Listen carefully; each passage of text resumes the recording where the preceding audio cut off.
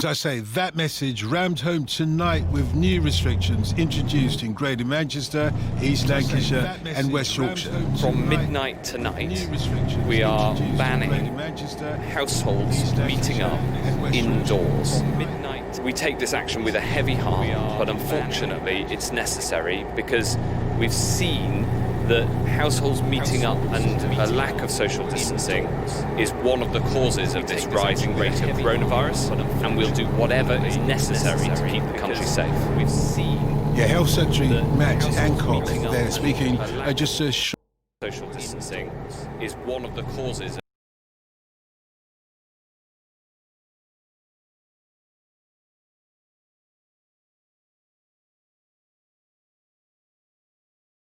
How did the Health Secretary break this news? Well, he was pretty firm when he broke the news. Good evening, Dotton. I mean, we say good night or good evening. Good morning. Good morning, of course, 1 o'clock in the morning. So, yeah, look, he was firm last night. He spoke a few hours ago to confirm that these are the plans, So, people from different households will not be allowed to meet indoors in Greater Manchester, East Lancashire and parts of West Yorkshire. Now, that came into effect at midnight, so an hour ago. So, he says that the spread is largely due to households meeting and not abiding to social distancing. He said that the same restrictions will also apply to the city of Leicester.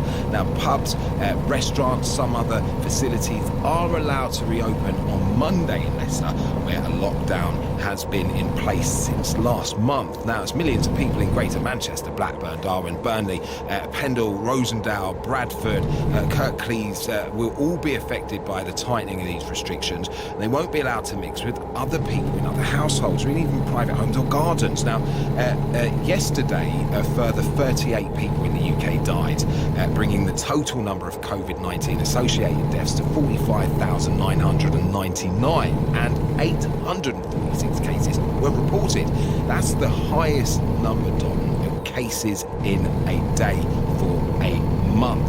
Now, earlier tonight, or yesterday evening, Andy Burnham, the Mayor of Greater Manchester, which has a population of about 2.8 million people, said there had been a marked change in the picture with regard to the spread of COVID-19 in the area. Now, he says they've gone from a falling rate of cases in nearly all the boroughs last week to a rising rate in 9 out of 10 affected communities across a much wider geography. Now, in Rochdale, the one borough where cases have fallen, he says they're still too high. He also says that residents, young and old alike, should protect each other by observing requirements which will be reviewed on a weekly basis. I've said to listeners, he is, in effect, publicly rebuking people in the Northwest who have not met or held to the households that have not kept to the social distancing guidelines, who've been meeting. So, initially, we've seen the pictures, Don.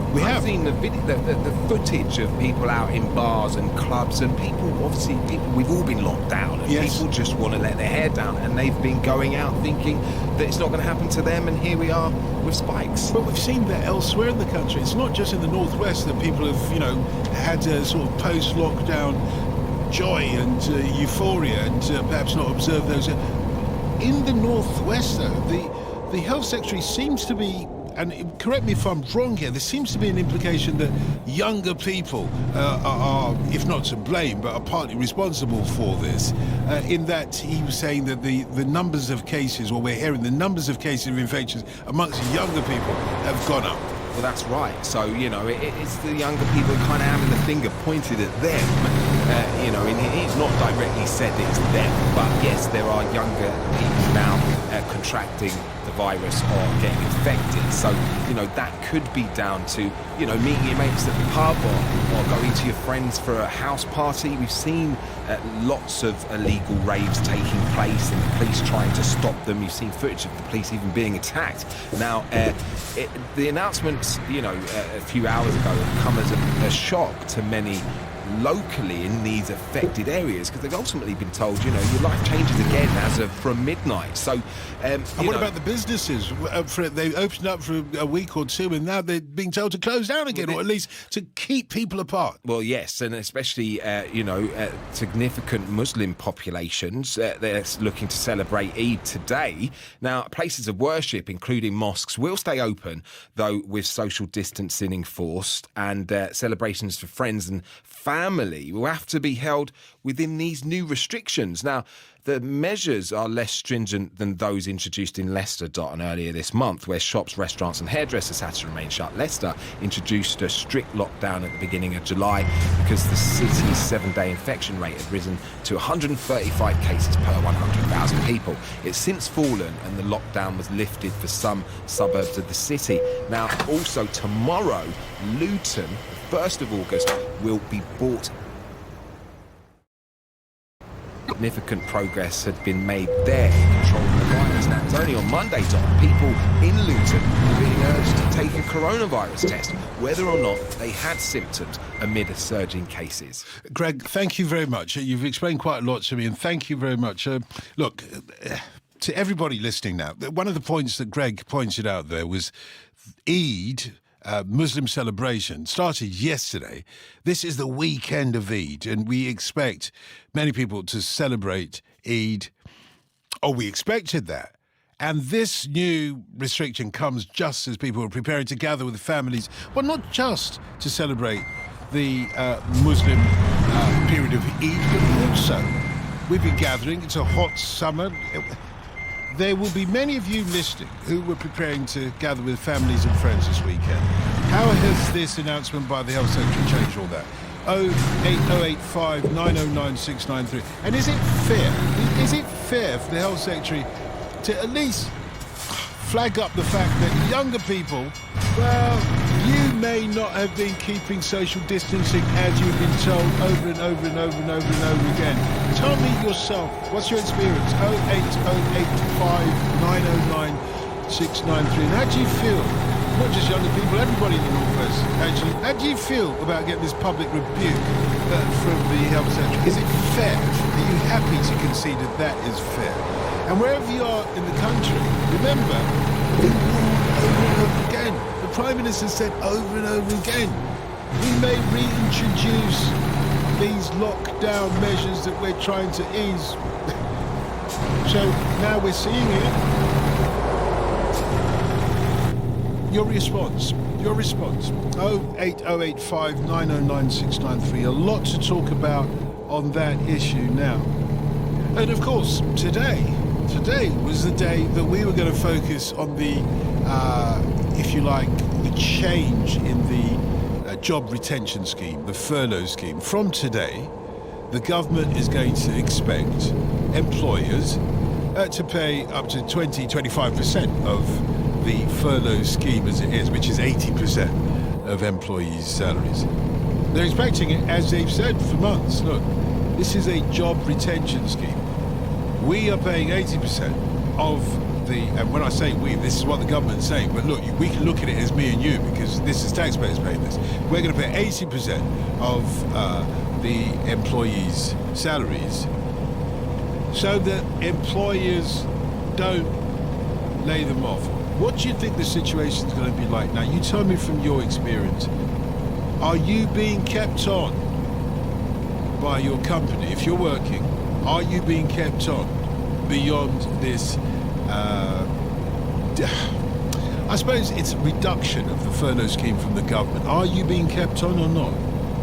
08085 909 693. Let's talk. Lots to talk about. Let's go straight away to Ian in Salford. Ian, good morning. How are you? Good morning to you, sir. Is it Dom, yeah? It's Dotton, and I could say it's Dotton from Pendleton, because that was where I was living when I was in Salford, above the shopping city. Do you know shopping city over in Pendleton? I know Salford Precinct very well, sir. Right, exactly. So I was living, do you know the big building that sticks out of the middle of the precinct, like 25-storey building? I was on the 5th floor there, but I was at the back of it, so I was overlooking that Tesco car park in the back, etc.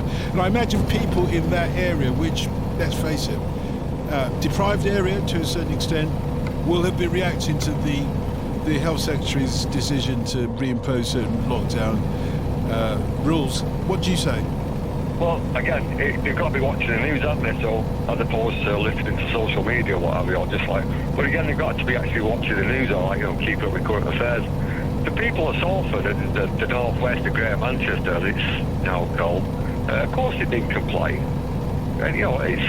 But I don't think I think it's took them by surprise that, these areas which have been prone to rioting in the past. I don't want to incite anything, but again, these areas which have been, subject to social unrest or what have you, and these people have actually been, complying, and it's like, well, what they do, they should be like, getting upset. Why aren't they going out and making law? If people have been complying, Ian, how do you explain the rise in infections in that area?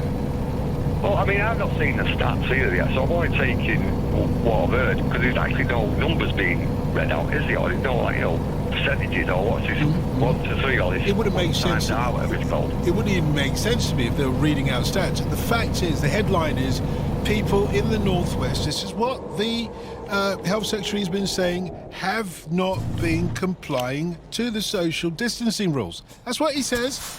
Is he completely wrong? Look at this myself. I'm going to try and look at this. I'm going to watch the BBC 24 Hours News and whatever, and not bother with any social media stuff. I'm going to try and get it straight from, from the... The sources, Mel. The BBC have been called many things in the past, and I don't mind what they're called tonight, as long as we get the facts right. Yeah? It's a trusted agency. I mean, whenever the BBC say something, ideally it's like, it's not some tin pot, I get it, yeah. Radio, it's a bona fide news agency. Indeed, So, indeed. How about you? How will these new restrictions affect you personally, Ian? Well, I've still got my mother and father, and they are older. They've not been out for ages, so, I mean, they're just getting back on the bus, with all these new things, and it's like a new world to them. It's difficult. So, and again, all this is now changed. I can't go around and see my mother and father anymore. And they're ill, and they're old, so they'll pick up anything. But hey, what my biggest thing is Andy Burnham's come out and said something totally different. Mr.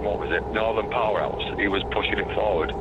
Well, I think it was Northern Toilet, I think, at the moment. Everybody's dumping on us. And, it's absolutely garbage. We are being treated as, we need someone to, we need to make this law, I think. So we need someone to get upset. Let's see what the people of Manchester do. Well, let's see what the people of Manchester say tonight, and thank you very much. And not just the people of Manchester, people of Greater Manchester, people of Salford, wherever you are around the Greater Manchester region. Oldham, of course, was in the news earlier on in the week as well. Let's see what the people of the Northwest are saying tonight. 08085 909 693. Pick up the phone and do give me a call, your night watchman.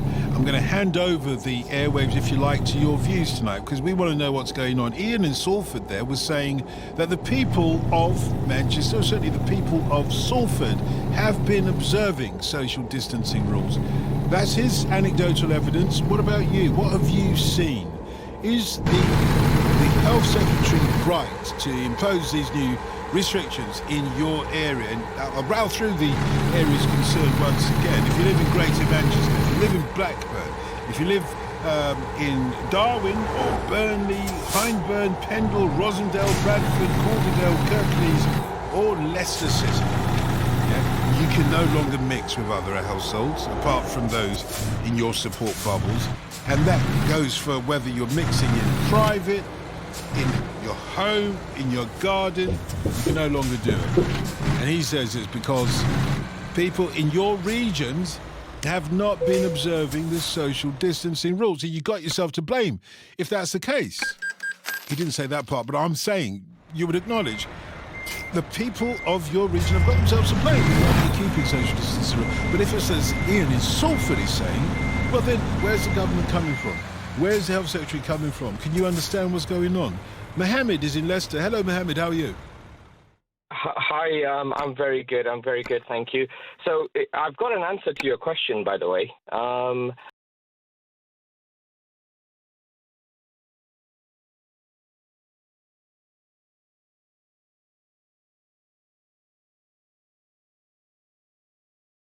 Caucasian minority ethnic communities, and that report was an independent report into the government's actions on the BAME community and why the BAME community was impacted far greater by COVID through death, etc., than their Caucasian counterparts as a percentage of the population.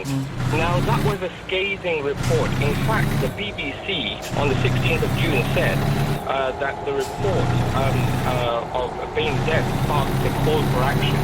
What happened in the immediate weeks afterwards was actually the government decided to deflect attention, and suddenly we found mobile units in Leicester, in all the major parts, in the Asian communities. We found that actually, you know what, no word of a lie, I get messages on a daily basis saying that there's a mobile unit near your house, make sure you get yourself tested. So what I'm saying here is, where are these mobile units in Chelsea? Where are these mobile units in Islington? Why is it that suddenly we're increasing and ramping up the testing in exactly the places you just mentioned, the Northwest, Burnley, Blackburn, Leicester? It's really interesting when the pressure gets put on the government with regards to the fact that they haven't done enough in care homes, you suddenly blame the care homes. Remember what Boris Johnson said? The care homes hadn't done enough. And then when suddenly the report on BAME communities comes, hang on a second, this is going to put us into real trouble. So what do? We ramp up the testing and actually blame the BAME communities, which is exactly what you've fallen for today, because you said that, hey, surely this, the government must be right, because, clearly the stats show that there's a rise in cases. But of course there's going to be a rise in cases because you're testing every single person. My mum and dad, no word of a lie, in the last 2 weeks got knocked on the door 3 times by NHS volunteers to say basically you need to get yourself tested. You have to get yourself tested. I've got messages on my phone where basically are being sent to me saying there's a local mobile unit near you. Why isn't this being sent in Chelsea? Why isn't it being sent in Islington? So that's the answer to your question. The answer is that this is a specific targeting of BAME communities to deflect from the failures of the government. It's a political decision by the Health Secretary tonight, you reckon? Well, the facts don't lie. Look, have I quoted you anything out of context? Have I said to you that actually, I've quoted the report? Well, the only bit that I didn't like was that we've fallen for something and that I'd asked or I'd said, well, you've done something wrong. I'm quoting the government, by the way. I'm quoting the Health Secretary. I haven't fallen for anything. And for your information, I've covered this story about the, the effects of COVID-19 on the so-called BAME community. I question whether any of us call us communities BAME. Mine was just a response to your question. You'd posed the question and I wanted to respond to that. No, I get that. And Mohammed, it's not, I mean, this isn't a tug of war about that. I genuinely want to hear your views. If you feel that this is a political decision, then fair enough. But what the government would say, and what was said on Radio Leicester when I took part in the very same debate about why people of, if you like, minority ethnic communities were disproportionately affected by COVID-19, not just in deaths, in infections, etc. One of the points that came out was, look, the communities we live in, I'll be honest with you, my mother-in-law is going back to Jamaica today. So we live in an extended community, extended family community. That's what we've been living in the last 6 months as we've been locked down. Our communities are more likely to be extended family communities. I've got my stepson living with me. I've got, various waifs and strays of family members living with me. Too much of a generalization. No. I'm saying we're more likely. Is that generalization that we are more likely to live in an extended family situation? Is that really? Yeah, because I think, look, many of us are second and third generation now. Look, I haven't seen my grandparents in God knows how long, and it really saddens me. We've been sticking to the laws, we've been sticking to the regulations, mosques, churches, etc. in Leicester have been so severely sticking to the regulations. We've got Eid tomorrow. I don't know how many mosques are going to be open, but in fact, very few or none at all in Leicester. Now, that should tell you something about the fact that we are law-abiding citizens. Let me tell you, do you know when the testing site in Leicester was set up for COVID-19? Do you know when the Birstall site was set up? No, you tell me. Tell me, when was it? When was it? Tell me. no word of a lie, Dawson, you can check the facts. No, sure. It wasn't even set up. The Birstall site, the first site, is one of the last testing facilities. So people in Leicester had to go to Nottingham or Northampton to get themselves tested. Why do I know this? Because I work frontline in the NHS. So from my perspective, if I wanted to get myself tested, I had to go to Northampton or Nottingham. Okay. It wasn't until the Bain report came out that the Birstall site was set up, and then suddenly a big push on, all of these mobile units in Spinney Hill Park or Victoria Park, all of these major parks, and then messages being sent out, and then NHS volunteer groups. Look, the reality is staring us in the face. Brilliant. And the same thing is happening up north. And this is such a brilliant call. Look, Mohammed.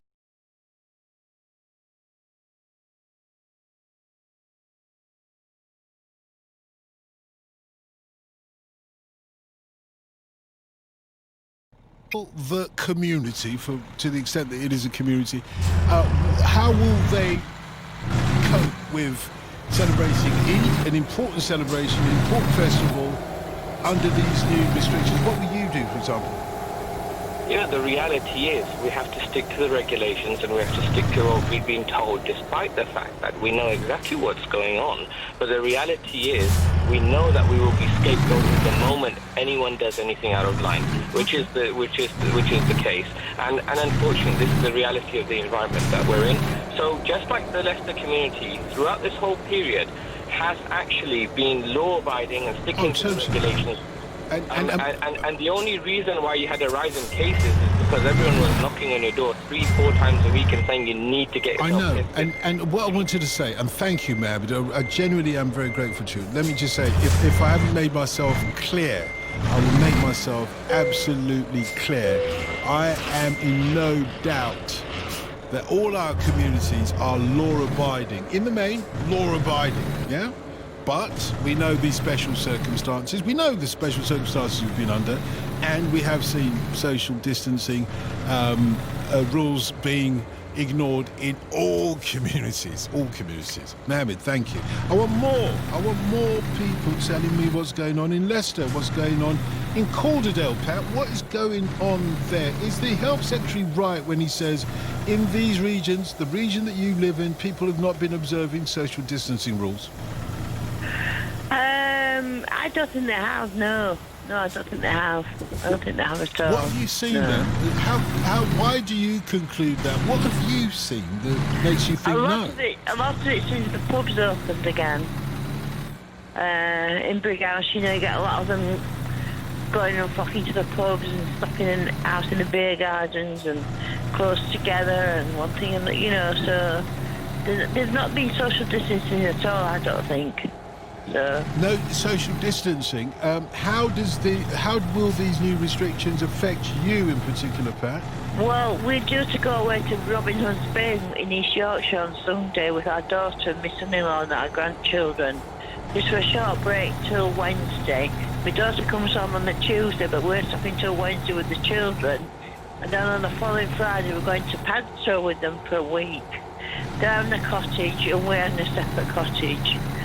But whether we'll be able to go or not, we just don't know now. It's a tricky one. It's a really tricky one.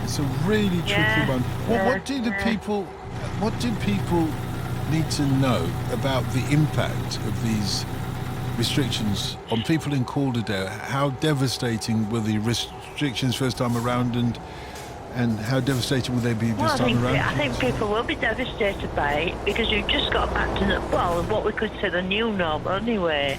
The shops are all open, the hairdressers are open, the pubs are back open, the restaurants are back open, even cinemas are back open, I think now, aren't they? So.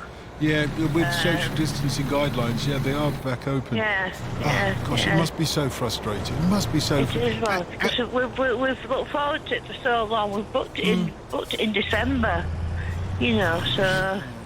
And your neighbours as well. Have you spoken to any of your neighbours since you learned about these new restrictions? No, because it was my sister-in-law. She lives in Brownsville, and she sent Martin, my husband, a text on his phone to say, Have you seen what Calderdale's latest news is? And he texted about an email and he said, no, what is it? And she said, well, it's lockdown. So when we'd be watching the television and then we switched it off and I said, well, you have to put local news on, Look North on. And it was on there, and it all came through on there.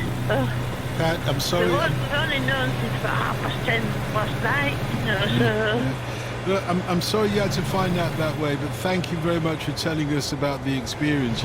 I hate, and for Pat in Calderdale there, thank you. Look, we can't do it without all of your opinions and your experiences, more importantly, about the way that social distancing, lockdown, etc., has been carried out where you live. Because, like Mohammed and Leicester was quite saying, you don't want to just buy what the Health Secretary is saying, hook, line and sinker. If he's saying that these social distancing measures haven't been observed in your area and they have been observed, then let me know. If he's saying that they haven't been observed and they haven't been observed, do let me know as well. 08085 909 693 is the number. Every call tells a story. I want to hear from you. The time is 32 minutes past 1. Let's get the latest BBC Radio 5 Live headlines with Paul Bond.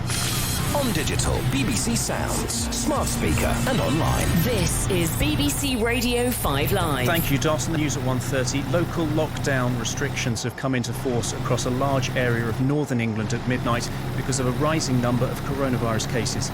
People from separate households in Greater Manchester, East Lancashire and parts of West Yorkshire will not be able to meet indoors. Visits to the pub or restaurants will be allowed, but they must only be with members of the same household. The Mayor of Greater Manchester, Andy Burnham, is supporting the measures. He said it's right to take these precautions, which will be reviewed weekly. Quarantine restrictions have also been reimposed on people returning to the UK from Luxembourg, the second European country to be subject to the change after Spain 5 days ago. The former US President Barack Obama has called for action to protect voting rights after Donald Trump mooted the idea of delaying November's election. Mr. Obama made the remarks at the funeral of the civil rights leader John Lewis. And the US space agency NASA says its latest mission to Mars is running on essential systems after experiencing technical difficulties. Shortly after the successful launch of the Perseverance rover earlier today, officials said it had entered a safe mode due to unexpectedly cold temperatures. That's the latest BBC News. Paul Serris has the sports. Thanks, Paul. Fulham are through to the Championship playoff final against Brentford after beating Cardiff 3-2 on aggregate in their semi-final. They were beaten 2-1 on the night by the Bluebirds, but held on to set up an all-London final against the Bees at Wembley next Wednesday. A Saudi Arabian-backed consortium has pulled out of a bid to buy Newcastle United. Documents relating to a £300 million takeover had been registered with the Premier League 4 months ago. Our senior football reporter Ian Dennis has more. 16 weeks of waiting, 16 weeks of hoping. This news will be extremely disappointing for Newcastle United supporters. This was the closest that Mike Ashley had come to selling the club as they waited for Premier League approval to the £300 million deal. The Saudi Sovereign Wealth Fund say with deep sadness they've pulled out. Ran out of patience perhaps, but what about the Premier League, who is said to be still seeking clarification of the links with the Saudi state? While we have an answer, many questions remain. Well, after months of hard work and after such a prolonged period, the decision to walk away now. A club no longer in limbo, but fans will feel maybe left in the lurch. Bournemouth have accepted a bid of £40 million from Manchester City for Dutch international defender Nathan Ake. BBC Simon Stone has the details. Less than 24 hours after we learned City were close to a £20 million deal for Valencia winger Ferran Torres, now we know they are close to signing Ake as well. The fee will be £40 million plus a few extras for a player many believe City should have signed when Vincent Kompany left the club 12 months ago. Ake is viewed as the likely partner for Aymeric Laporte, which leaves major question marks over the futures of John Stones and Nicolas Otamendi.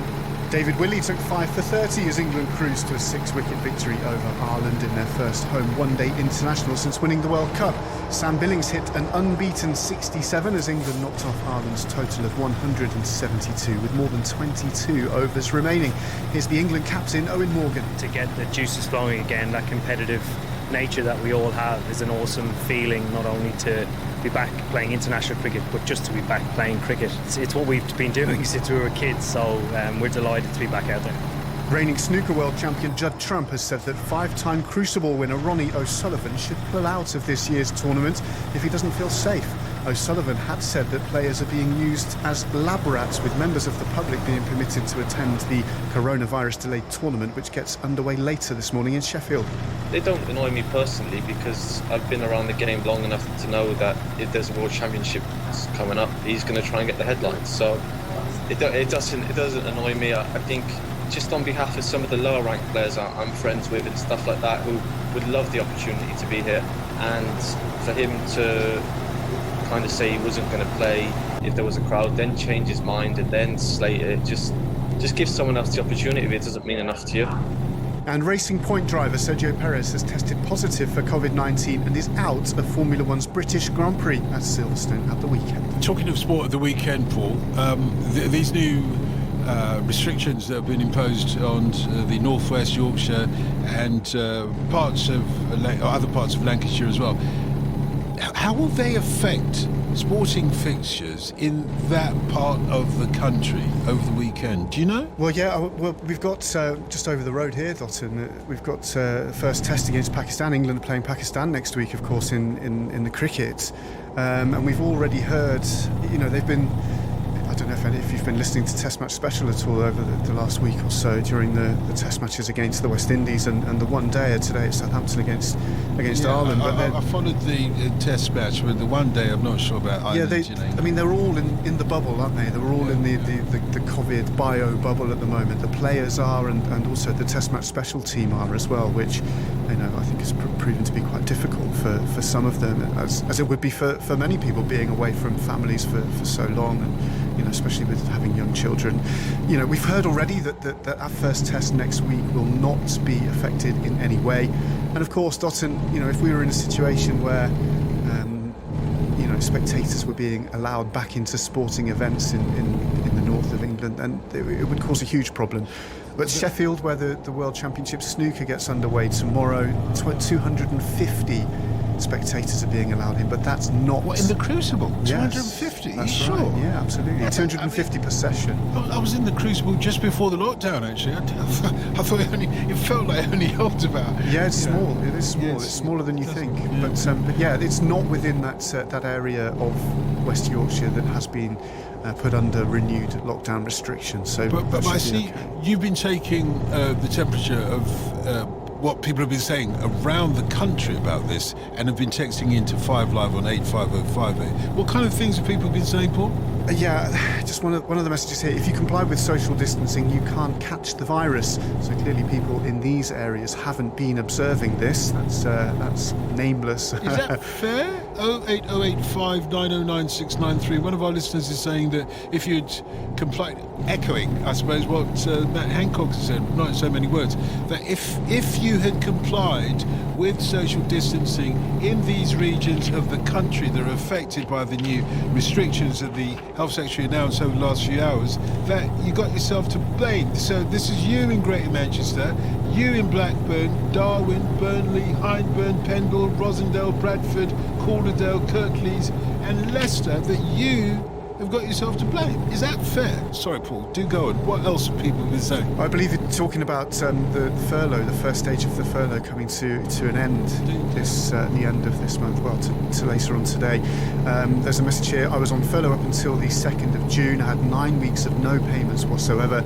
It ended as suddenly as it started on the 2nd of June. It hasn't ended. Let me clarify as well. For this texter, I think it's ended. Yes, obviously things are changing, aren't they, from the 1st of August. Oh, it ended on the 2nd of June. Yes. As early as that. I've been on 0 hours minimum wage for years. Couldn't find help anywhere. Offices closed. I'm IT illiterate with no computer. My phone isn't very smart either. I was trapped with ongoing serious health issues. I tried various radio stations for clues. Nothing came through. I wrote to my MP. He got back by letter, after which was just a fob off. That's from Rob. Mm-hmm. And I imagine that experience has been felt right across the country as well. And I do want to hear from people the effects of I suppose, the reduction in the furlough payments in the job retention scheme now from today. Or at least today's the last day of the first stage, as Paul was saying over there. 08085 909 693. How will this, the ending of the first stage, as Paul put it, how will that affect you? 08085 it, or do you have any more texts? That's it for now, Dotun, okay. But I'm sure there's plenty more. Thanks very much. Keep us crossed there. Really appreciate that. Paul Serra's there. 5 Live Sports, the FA Cup final. Two clubs steeped in silverware, both with a whole who's who of heroes, both trying now to make memories of their own. Arsenal versus Chelsea. That's Piliqueta's cross, Giroud, and it's gone in! Aubameyang with a free run! Aubameyang with a second goal! It's on. We will have a derby in the FA Cup final. The FA Cup final, Saturday at 4:30 on BBC 5 Live and iPlayer. This is BBC 5 Live, available on the BBC Sounds app with Dotun Adebayo. Yeah, let me apologise because no broadcaster wants to be the bearer of bad news as they start off their programme, and tonight I've had to be the bearer of some dismal news for you if you live in the northwest in Yorkshire and in Lancashire. Lancashire, Greater Manchester, I should say, northwest, of course. You know what I mean. And particularly in these areas, Greater Manchester, Blackburn, Darwin, Pendle, Rosendale, Bradford, Calderdale, Kirklees, and Leicester. The Health Secretary, I wouldn't call him the messenger of re-lockdown, but some people might do. He has said in these areas there are going to be more lockdown restrictions, even though we've eased them, but he's going to reimpose them because people apparently haven't been keeping the social distancing, or at least there is a rise. There is a rise in infections in that area. Mohammed in Leicester was telling us earlier, well, of course there's a rise because you're testing more in this area than other areas. Is it as simple as that? You tell me. If you're in any of these areas, let me know. And if you're not in any of these areas as well, are you concerned about a re-lockdown in such a large area as the northwest of Yorkshire are? Jimmy in Peterborough, a new caller to the programme. Hello, Jimmy, how are you? Hey, boss, how we doing? I'm very well, thank you very much. I really appreciate it. I swear to you, right, basically, I only got it through, I was trying to sit there and get this over from work and actually remember from the North East and all that stuff, because I come from Stockton. And you literally, basically, I'm sitting there and I've been listening to you, but I've been literally all day during lockdown, right? I've got the missus, she's taking care of her dad who's dying of kidney failure and all the other stuff, right? So she's got her own bits and I've missed her for a bit. Right? I know that sounds a bit whingy. No, it doesn't. No, it doesn't sound so basically, I'm not being funny, right? But I've listened to this, BBC Tees. You said 5, but I was listening to BBC Tees and I got to you. Yeah, basically, I've been listening to this conversation and personally, what they should have done is where the biggest areas was actually starting to expand, where it was like London at the beginning and all the other stuff. They should have sat there and they said, tell you what, calm it down. Instead of looking down the whole country, because you had Cornwall, who had like 1 or 2 cases at the beginning, so they could have continued going. You had, and then all of a sudden it all expanded, and then the North East got a battering. Leicester's been battered as well, right? You've got the North West, and then Boris Johnson decides to sit there and pop up the Neapolitan today. They sit there and go, yeah, well, guess what? We can sit there and do that. We can do this. We can do. Oh, come on! He had 2 nurses by him for 24 hours, 24 hours a day, 7 days a week. I don't think anybody gets that. I don't think if people were actually sitting there and they're in the hospital, they're not getting personal care. They're not getting that. And honestly, I totally respect everything the NHS does. I think they're doing a brilliant job. And that's not just the NHS. I'm on about just people working in the checkout. They could, they're risking teachers, everything. Are you still there? I'm following every word you say, Jimmy. I'm following every word you say. I was just picturing if Boris Johnson. I do. Yeah. Listen. I mean, I'm on about the bin men. I'm on about all the people. I'm not. It's not. I mean the cleaners. Yeah. But your essential point, though, Jimmy, is that we should have imposed local lockdowns from the beginning. Exactly. Rather than places where there was nobody at risk, right? So basically, when it gets to a high stage, what they're trying to do now, and they're sitting there going, by the way, what we'll do is, right, okay, now, I wouldn't mind, I didn't even know they were doing this till today, and I only heard it from your radio station, right? And I know there's people in Manchester and there's people, right, but bless Leicester, Oh my God, seriously, the amount of stuff they're going through. Right? No, basically, I do get personal responsibility, but the government can't keep sitting there going, well, guess what? It's your fault. You can't do that. Yeah, okay. I'll let the, as best as I can, I will let the Health Secretary know. You can't do that. You can't just say, look, it's your fault.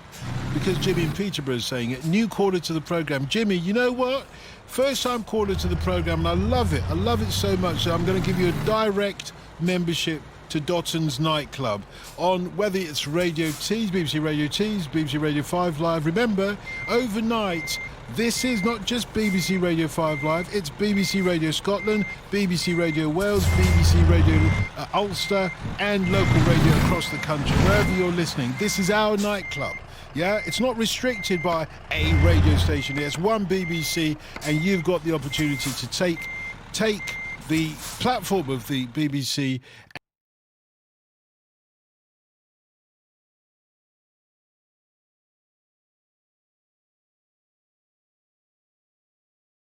card, a VIP access to all areas of the overnight nightclub. Thank you very much, Jimmy. Really appreciate that.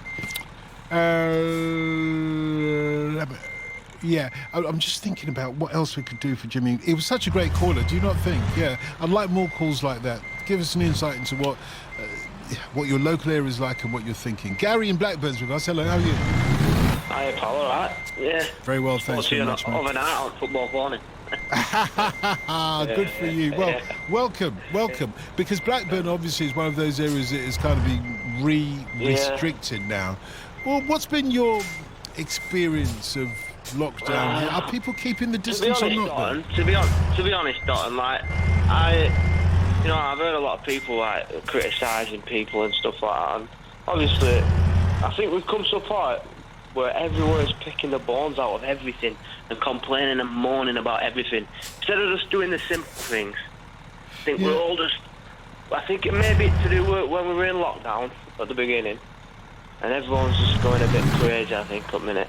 You know what I mean? Yeah, I do. But when you say we should be doing the simple things, what do you mean, Gary? What do you mean? Just like obviously there's people that are exempt from wearing masks, but not much to ask. It isn't. You know what I mean? Like, I think everyone's just making big deals out of nothing. There's small things. But are you telling me that the Health Secretary, from your perspective in Blackburn, is imposing restrictions on Blackburn because people weren't wearing masks in public? Is that the reason? I think it's a mixture of a few things. I don't think it's specifically one targeted thing, like not wearing a mask, not keeping social. I think it's a mixture of. But what have you seen, individual things? What have you seen on the streets of Blackburn there with regards to social distancing, good or bad? People not social distancing, so hugging and stuff like that. I've seen it. How do you know that they're not of the same family when they're hugging? I mean, I don't. I'm not better. That's what I mean. I didn't want to go down this road of like fair enough. Everything apart. Like, that's what I said at the beginning. I go out. I do what I need to do, and if I do my job properly, why have I got to think about what everyone else is doing? You know what I mean? Yeah. How will it affect you though? These new measures? How will it affect you and your family? Not so bad. I've been working a lot at the minute, but so not so bad. But I think I said to one of your colleagues, I said, I know they brought this measure in place, and I go and I'll have a drink with my mates every now and again, but I won't be able to do that now. And I just don't see how you can keep pubs open, because a lot of people that go to pubs, they're from multiple households. Yeah. So you could go to the pub, but then once you get inside the pub, you've got to drift apart. You can't be with each other. Yeah, well, you make a very good point, Gary. You make a very good point, and I will tell you, I've been trying to work out how this is going to work. I've been trying to work it out in my head. How's it going to work? Remember, we were easing our way out of lockdown, and Gary makes a huge point, and thanks for calling, by the way, Gary. Gary makes a valid point. We were easing our way out of lockdown, going back into pubs, and now you're saying, you can go to the pubs, but you can't necessarily go to the pub or meet up with anybody at the pub. who isn't in your immediate household. I don't know about you. Last time I went to the pub, last 100 times I went to the pub, nobody from my immediate household came with me. I went there to meet somebody.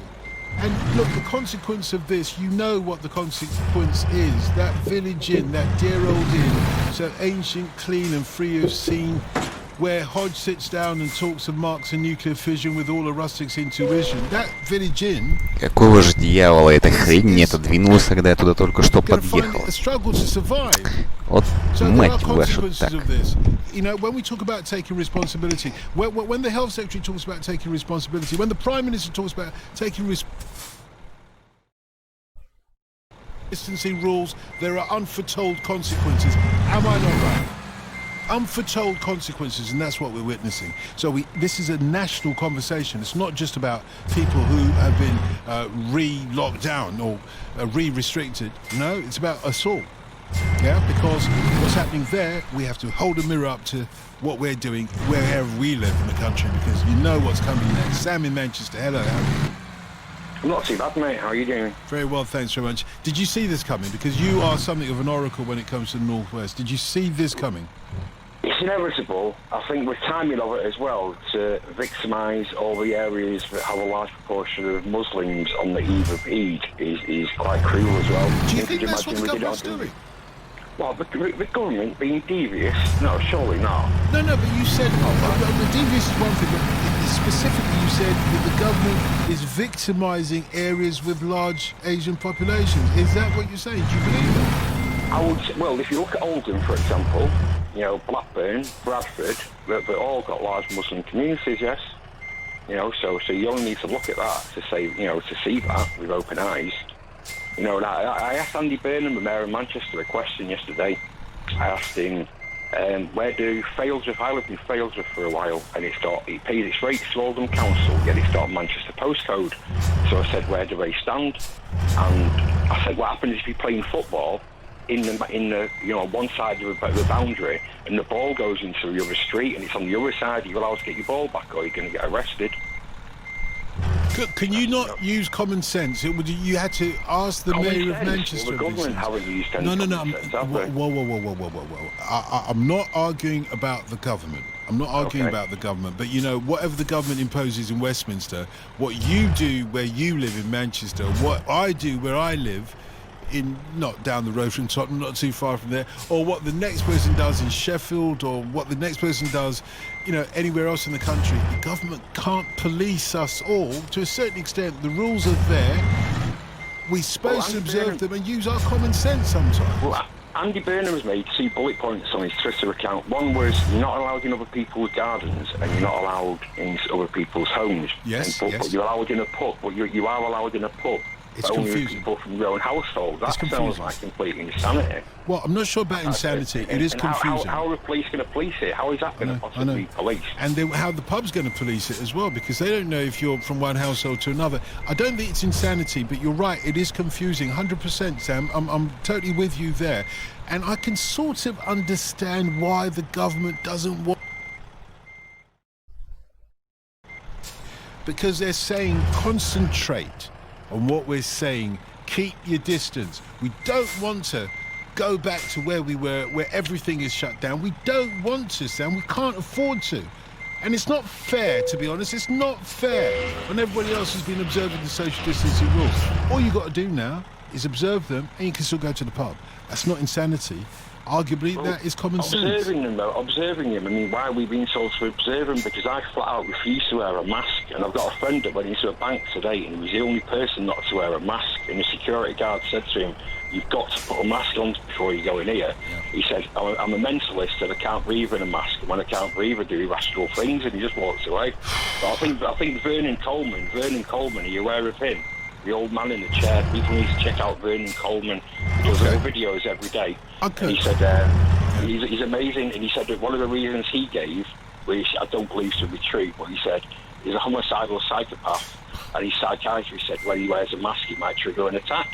and just left it alone. Well, yeah, that's one way of doing it. I'm not sure if that's the common sense that I was looking for there, but Sam, thank you. It's always a pleasure speaking to you. You always throw something into the mix. That makes it. So it's Vernon Colgan. I'll try and check that out. Bruce is in Kirklees, another one of the areas affected by this re-restriction. Then, Bruce, how are people there taking it? Have you had the chance to speak to any of your neighbours or friends in that area? Good morning, Don. Thank you for taking my call. Pleasure. I think, to be honest with you, people are taking it sort of quite badly. I mean, from a personal point of view, I've been stuck indoors for about 3 months because I've lost the pre-existing sort of health conditions. Yeah, it's not going down too well, my friend.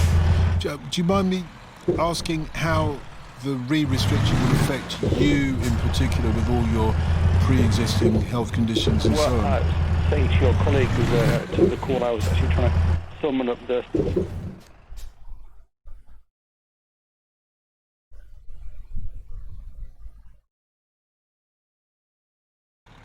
cloud on the horizon, back indoors. I appreciate, the government and your authorities, doing it for our benefit. I think, if anything, they should step up down firmly, be on a semi-war footing, not to panic everyone, but, we get our masks on, shield and stay indoors and all that sort of stuff. Hopefully we'll control and get rid of this blasted thing. Well, were you one of the people who was shielding, that were hoping to come out of the shielding on August the 1st, i.e. tomorrow, Saturday? Well, yeah, absolutely. I was looking forward to, one of the greatest pleasures I can think of, literally, was to go down the road to the newspaper shop, Какие ворота? Почему сразу не открылись? But anyway, there will be other people in your situation. I'm happy to take calls from them as well on 08085 909 693. Can I just say, Don, before I go, and it's nearly news time, can I just say I'm really appreciative of yourselves being the 7th Emergency Service. More power to your elbow. Thank you. You do a wonderful thing for the nation's morale. Thank you. And you do wonderful things as well for the nation's morale, because you bothered to pick up the phone. No, I appreciate it. Don, can I just say before I go, will it be yourself spinning the wheels of steel in your nightclub? Tonight? Well, in your club, you were talking about club membership earlier on. Yeah, no, you're already a member, mate. Oh, bless you, thank you. That's really good to know. And every night, Mondays to Friday mornings, I will be here to spin the wheels of steel. You can call me Grandmaster Dotton if you like. Quick question, really quick question, Bruce. The people in Kirklees, you're saying that taking it in a bad way. Do they understand though? Do they, if you like, blame the lack of social distancing, or are they feeling that this is unfair? Well, a bit of both, to be honest with you, my friend. Let's say I'm of an Asian background, or I live in a predominantly sort of Asian community, and they're finding it very, very tough to understand.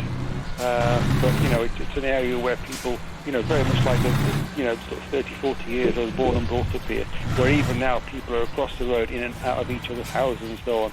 So that sort of cultural habit is very, very difficult to control. Bruce, thank you very much. Rocking, if you see what I mean. I do.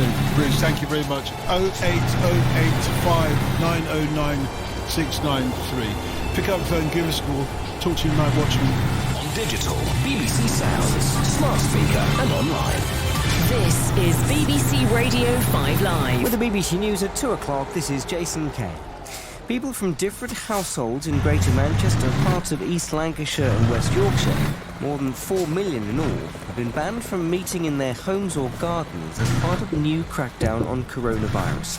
The Health Secretary Matt Hancock said the measures, which came into force at midnight, were necessary because of rising rates of infection, largely caused by people not social distancing.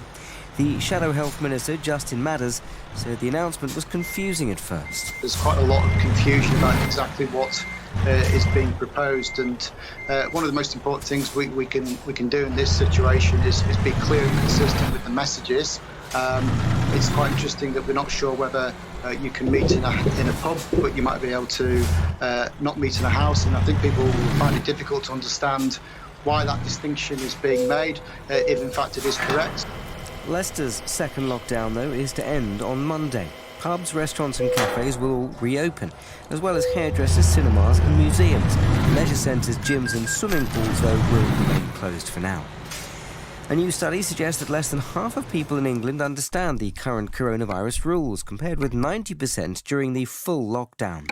Research by University College London found that as measures have eased at different rates across the UK, understanding of what is and isn't permitted has dropped. There's been condemnation from both Democrats and Republicans after Donald Trump suggested that the US presidential election in November could be delayed. Mr. Trump said that if the poll went ahead, the result was likely to be inaccurate and fraudulent because of the large number of postal votes involved.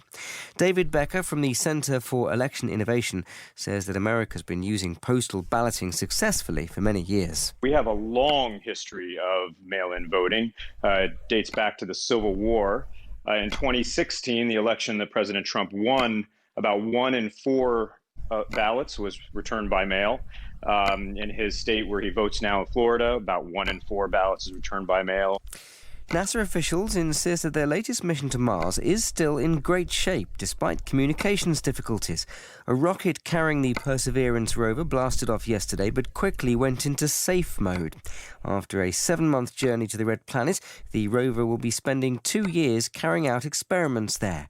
The astronomer Fred Watson says it's a very special mission. It's specifically looking for chemical evidence of past life on Mars, but it also has a really strong eye to the future. It's carrying experiments on board that might look at the way we could live on Mars, perhaps in a decade or two.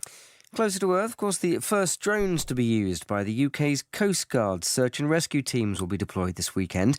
Unmanned aircraft will be launched from Carnarvon in North Wales to support maritime and mountain missions. They'll carry out safety patrols across beaches from Conwy Bay to Llandudno and also across Snowdonia. And that's the BBC News at 2 BBC Sounds. Download the free BBC Sounds app and discover the best of 5 Live podcasts. Hiya, I'm Hooked is the podcast where we talk honestly about addiction and recovery. We want to bring addiction out of the shadows and show it's nothing to be ashamed of. We'll be talking about issues like relapse, social media addiction and mental health. That's Hooked, the unexpected addicts. Listen now on BBC Sounds. 5 Lives Hooked on BBC Sounds. First for news and the best live sport. This is BBC 5 Live. With Dotun Adebayo. Look, I'm your night watchman, but I have a history in the national papers. You know, this is where I came from. This is my background in what used to be called Fleet Street. And I can tell you tonight, the journalists that are working overnight have had to scrap everything, just as we have tonight, by the way. We had a completely different programme planned for you, but in the last few hours, since the Health Secretary has announced these restrictions in areas of the northwest, in Yorkshire and in Lancashire, the news, because this is the important news, and it's important if you live in those areas, if you live in the northwest, if you live in Yorkshire, etc. It's important to you, but it's also important to the rest of us because what's happening now with the re-restriction, and as a result, at least what the Health Secretary says is a result of not complying with social distancing rules and an increase in the numbers of infections of COVID-19 out there. What's happening there could happen elsewhere as well. So, in a way, we need to get your responses to this to see what might come elsewhere in the country. Look at all the front pages, and I think the front pages, I can assure you, when every single newspaper has the same story, North in lockdown 2 is the way that the Daily Mirror describes it. In the I newspaper, virus rules tighten for the north of England. How they describe it. Different households banned from meeting indoors from today. Great Manchester's, Lancashire plus West Yorkshire. Surprise move. Often local infection rates climb. After local infection rates climb, Health Secretary says the spread is largely due to households meeting and not abiding to social distancing. Yeah, I don't need to tell you that is a public rebuke, if ever I heard one, of people living in those areas. And I suppose you could extrapolate from that you say, well, you kind of got yourself to blame, folks. 08085 909693. Daily Telegraph. Lockdown measures reimposed across the north. Your reaction to that, please. We're taking your reaction if you live in those areas affected. I've told you which areas they are. Greater Manchester, Blackburn, Burnley, Pendle, Rosendale, Bradford, Calderdale, Kirklees, Leicester, Hyndburn, etc. If you live in any of those areas, do let me know what your reaction is first of all, and how people have been reacting, your neighbours and friends in that area as well. And is the Health Secretary right that this restriction is due to people in your area, not necessarily you, I get that, but nevertheless, people in your area not observing the social distancing? Or is there something else going on? There's two my callers so far, Sammy Manchester a few moments ago, and Mohammed in Leicester earlier on, saying, this has a certain whiff of a political decision about it. What do you reckon? 08085 909 693 on that, please.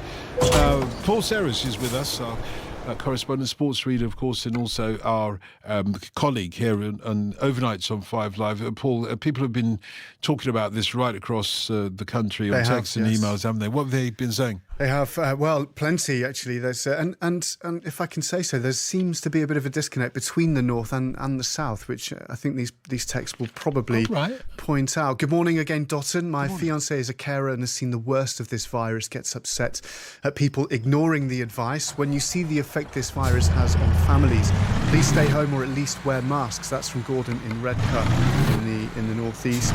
Hi Dotton, the cases have been high for days. If you look at the stats, it's been about 750 cases a day for 10 days. I think this is just a case of putting a lid on it to try and get that number reducing back down to a new base level rather than a sudden rise out of nowhere. That's from Chris in Epsom.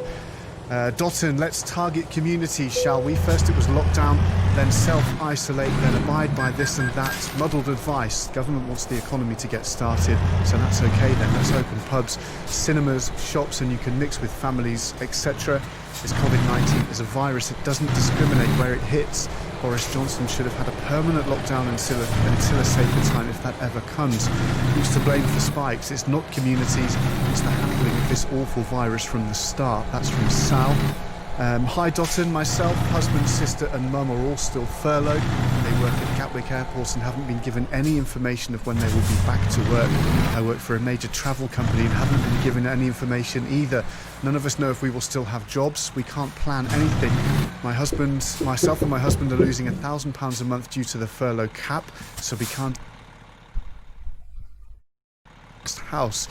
I'm fed up of people saying those on furlough are getting it easy. We haven't broken any rules. We've never not worked or claimed a benefit ever. Just want to get back to work. It's a scary time for the aviation and travel industry.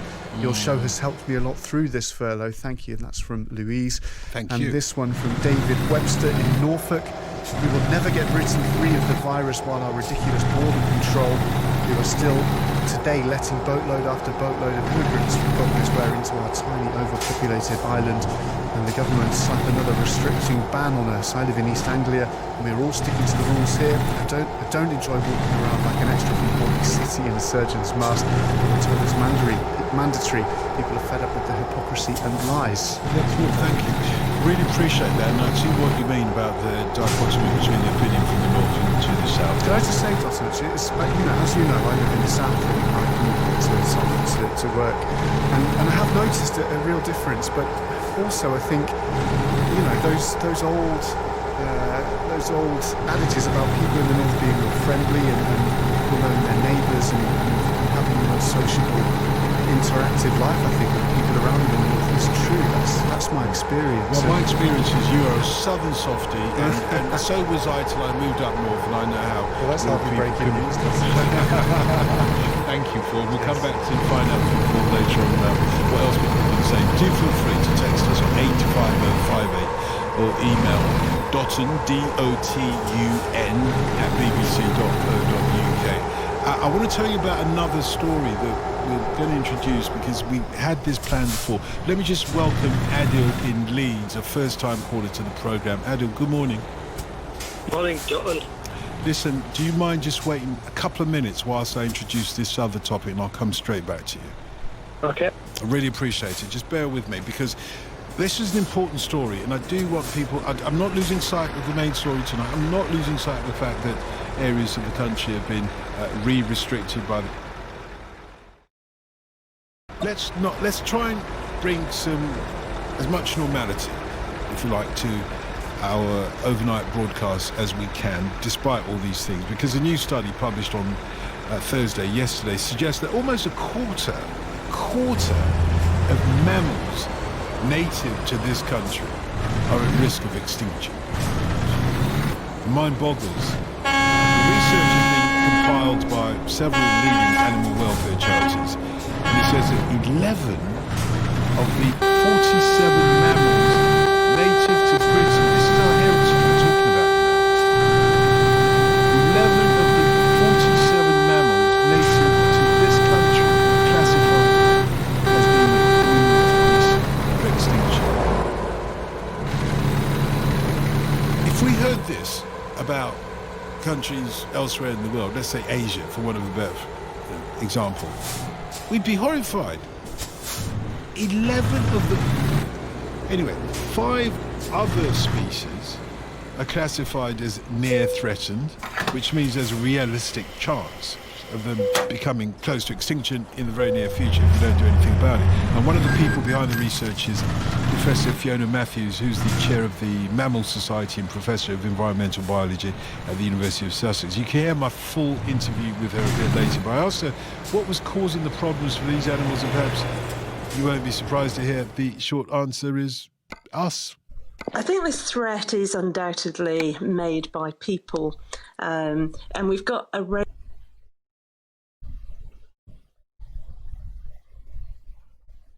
populated country, and as you know, there's ever increasing demand for things like housing and new road links and all those things, and that creates one sort of pressure. And at the same time, we're also trying to squeeze as much as we can, if you like, out of the rest of the wider countryside. So if you actually look around, there's actually very little space for wildlife, and I think this is something that we really have to get a grip on, that we need to find ways in which nature, and mammals in particular, can actually live alongside us. Yes, Professor Fiona Matthews of the University of Sussex. Now, your experience of British wildlife will vary massively depending on whereabouts you live in the country, whether you're in a city or in the country, for example. But what should we do? What should we be doing to help protect our mammals and other animals at risk? And how important is it to you that we take action? With your help, either by text 85058, email Dotun, D-O-T-U-N, at bbc.co.uk, or indeed if you have the opportunity to talk to me directly on 08085 909 693. Tell me this, what kind of wildlife are you seeing?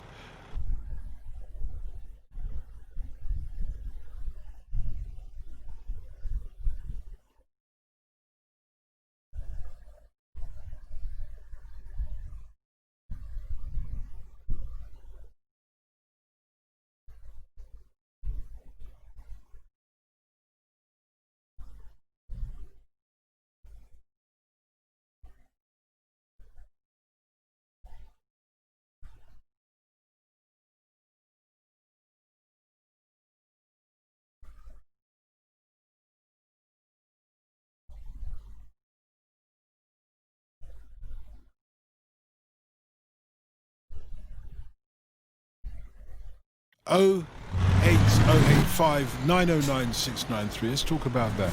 Okay, we've lost Adam, my new caller. Adam, please call back. I'm ready for you now, whenever you're ready. Let's take Tony in Liverpool, who is also a new caller to the programme. So welcome to the programme, Tony. Thank you.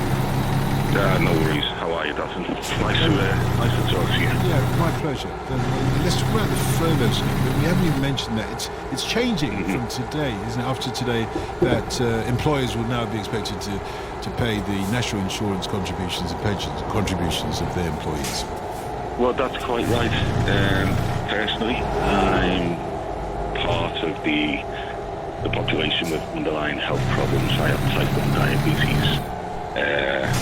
I've had letters of the government, I've had letters of the NHS to isolate, self-shield. So I started to self-shield around about the 21st of March. Today, around 10:30 this morning, or yesterday morning, I get a call from my employer to say, thank you very much, Tony. We're reassembling our organisation. I work in the motor trade, under the name Lanes. We're making you redundant from today. I just find it kind of strange that today I'm being made redundant. And this new legislation, or this new idea of employers to contribute towards the furlough scheme comes out over the weekend. I just find that kind of strange. You say you find it strange, Tony, but you know. Don't mention words. You don't have to mention words. You can if you want. You don't have to mention words. You know. It's not that you find it strange. You know what this is. Exactly, mate. So, a lot of employers are taking the mickey because remember that furlough scheme in the long hand means job retention scheme. Exactly. They should use that situation now. I'm not sure if employers will be paying back any kind of cash throughout the next 6 to 8 to 12 months back to the government. I'm not sure about that. But my disgust is my employer has not paid me a penny in the last 5 months. The taxpayer has paid me, basically, the government. And when my employer has been asked to contribute, he took a step back and decided to, no, I'm not prepared to contribute to anybody who I don't see on the shop floor. Do you have any sympathy for the employers? Or not really. No, I don't, because last year my employer made somewhere in the region of £95 million profit alone. So that profit didn't go down to the workforce, by the way. No one got bonuses, etc. So for me, I just think it's a bit self-agitated that people are out there and not really thinking of the working man, the extremes that the working man is involved in 100%. At the moment. 100%. Rent, mortgage, food on the table. 100%. I'm lucky, well, unlucky, whatever you want to think about it. I've got no kids, so I'm not stressed out that much. But I would pity someone who is in my position now who's thinking, I've got kids and I've just been made redundant and I need to find rent and I need to find mortgage. There's always light at the end of the tunnel. I'm still healthy enough. I'm still fit. I'm willing to sit this one out, whether it takes us over till next spring. Hopefully a vaccine will be implemented by then. Who knows? Fingers crossed it will be. It could be divine intervention. I don't look at this as being negative, but I just think, come on now. We know all the stories about so many individuals out there who are wealthy, and they're not passing that wealth down to people in this hour of need. Tony, look. You and people like yourself are what made this country great, because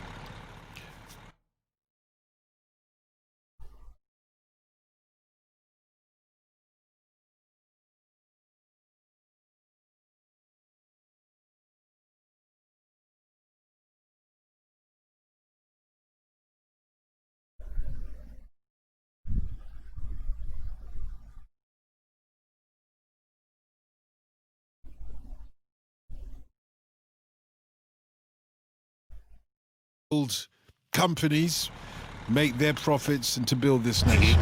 Yeah, and how do we treat people like you? This is the way. Well, that's shocking, frankly. That's shocking. It is. In this extreme position that the globe is in, you know, we're not individuals at the moment, so we're all together hand in hand in this. We all need to be sensible. Never mind the conspiracy theories that are out there on the social media and the internet.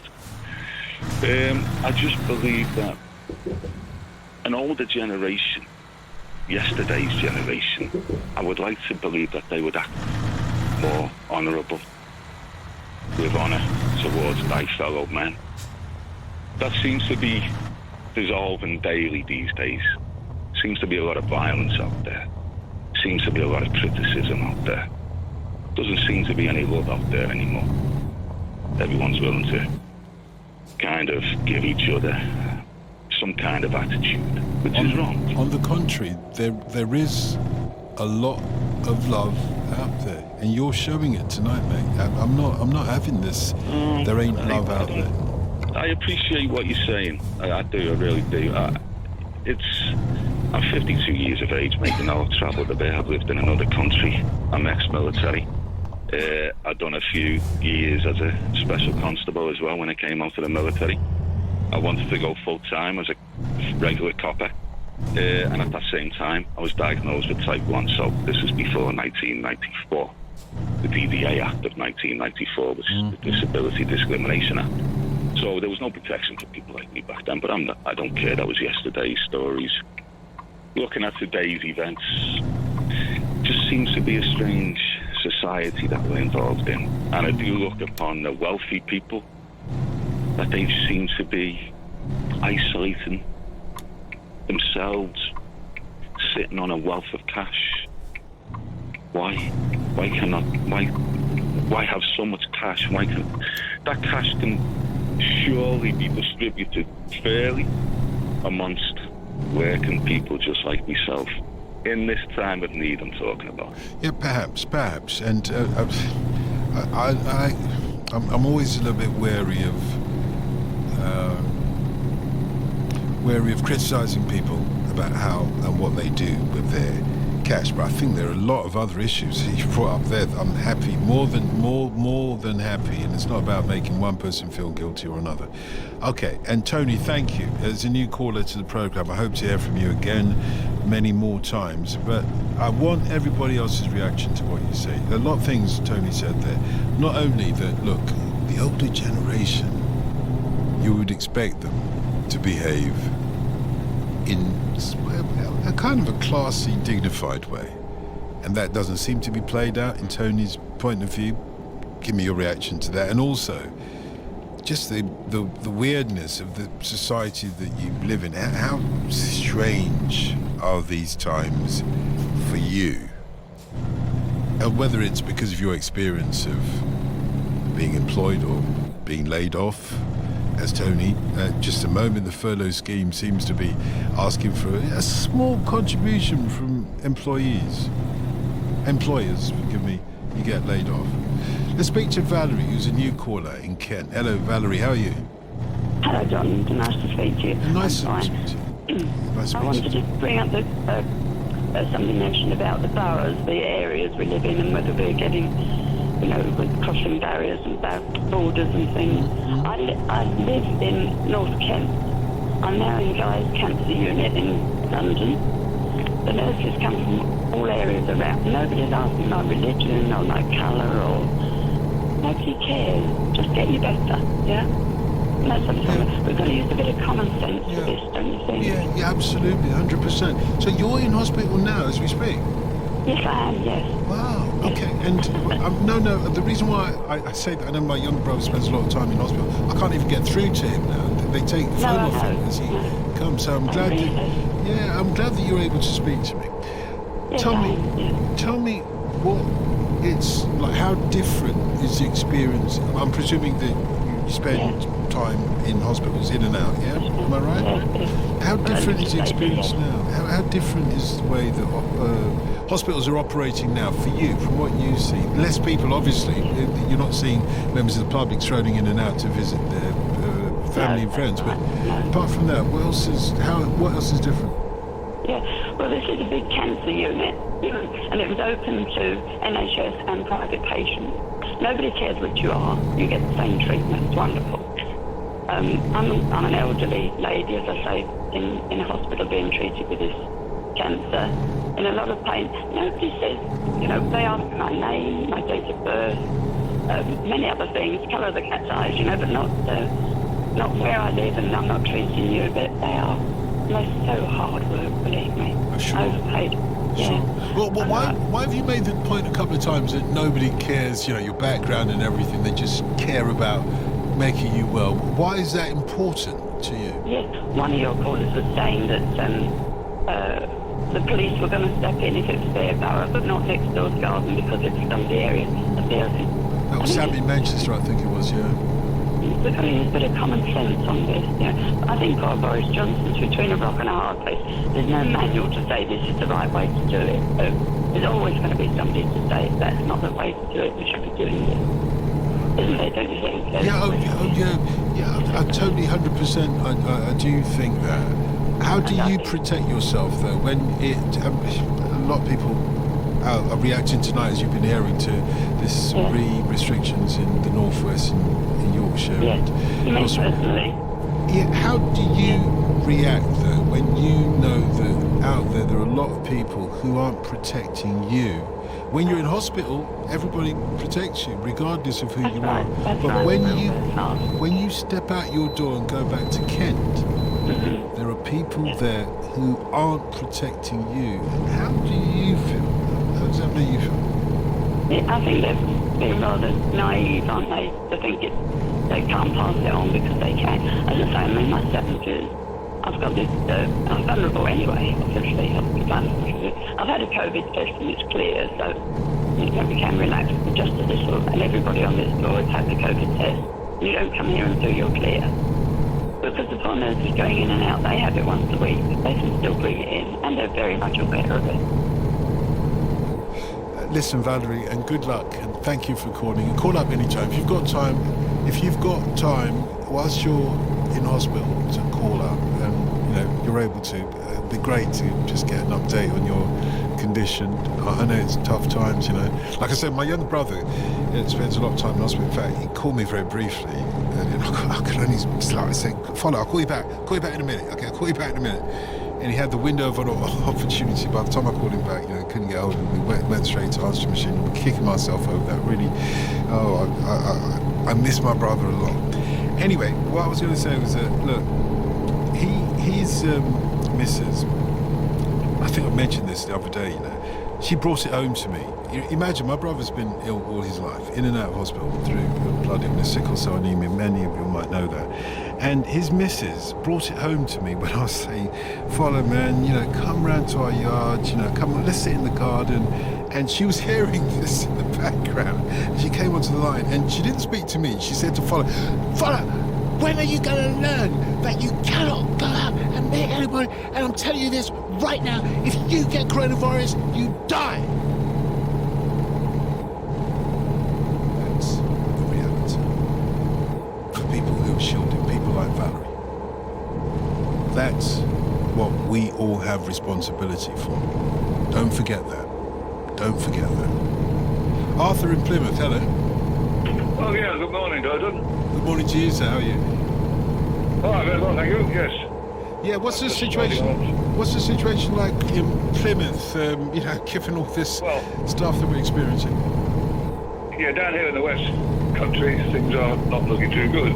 I gather the R number is above 1 now, and this is probably due to holiday makers coming down, of course. I mean, it's what we rely on, holiday makers. Mm-hmm. But in these circumstances, it's not good for our health. Mm-hmm. But so what would you like to see happen? Holiday makers, look, you're victims of your own success down there, mate. I've got to be honest, yes. I want to come down and you look at me as some kind of tourist bringing some kind of virus and death and destruction. No, it's not like that. I just want to come and enjoy some of that great sunshine. You've got palm trees there.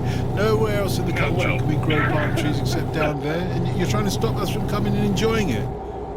I didn't put it quite like that. Oh, I'm very pleased about the climate. I had nothing to do with climate. It just happens to be nice down here where I live here. I've known it. I've lived here all my life. I'm 71 now. And when people come and threaten my health for their holidays, I'm not too happy. I mean, we've been travelling with migrants coming into the country, bringing the disease from Italy and Spain and things. Well, this is just, we're on the periphery, and the same effect now, that disease is being brought down to the southwest. Fair point, and you have every right to be concerned. And what would you offer as a kind of a solution? Because telling people don't come down here. Remember, the government tried to do that at the beginning of the lockdown. Don't travel, and people in Scotland saying.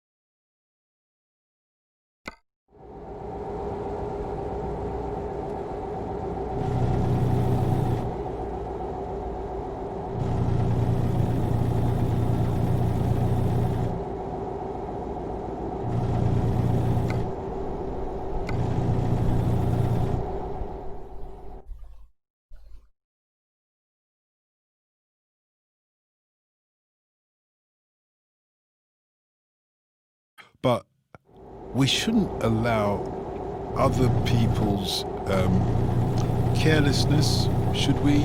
Stop us going about our lives whilst keeping a social distance. If you can maintain that. I want to hang on to it. Yeah, me too. Arthur, thank you very much. You put it very succinctly. Right. I said, what is your message to all of us who were thinking of descending down to UN's? What would you like to say to us? Like our esteemed leader Boris says, think. Do the right thing. And that when the right thing is not to go on holiday and spread it all around the country. Thank you, Arthur. You put it very succinctly. Do the right thing, like the movie said. Do you remember? Do the right thing, the Spike Lee movie. Do the right thing. If the government had said it like that, if they'd only said it like that, if they'd used a phrase from a successful movie, a phrase that we all recognise and it means something to us, it's like that company that says, just do it. Well, this one is do the right thing. 4 simple words. Just check. 4 simple words. 4 simple words. And we can't do that. That's crazy, isn't it? Arthur in Plymouth is saying, do the right thing. 08085 909 693. Right across the country. Where are people not doing the right thing? The Health Secretary says in the Northwest, Lancashire, Yorkshire, or parts of, you're not doing the right thing. Is he right? Do let me know what your thoughts are on that. And also remember, I'm asking you, wildlife, 1 in 4 mammals in our country, mammals that are native to this country, are under threat of extinction. I'm reading from that, but a couple of questions to you.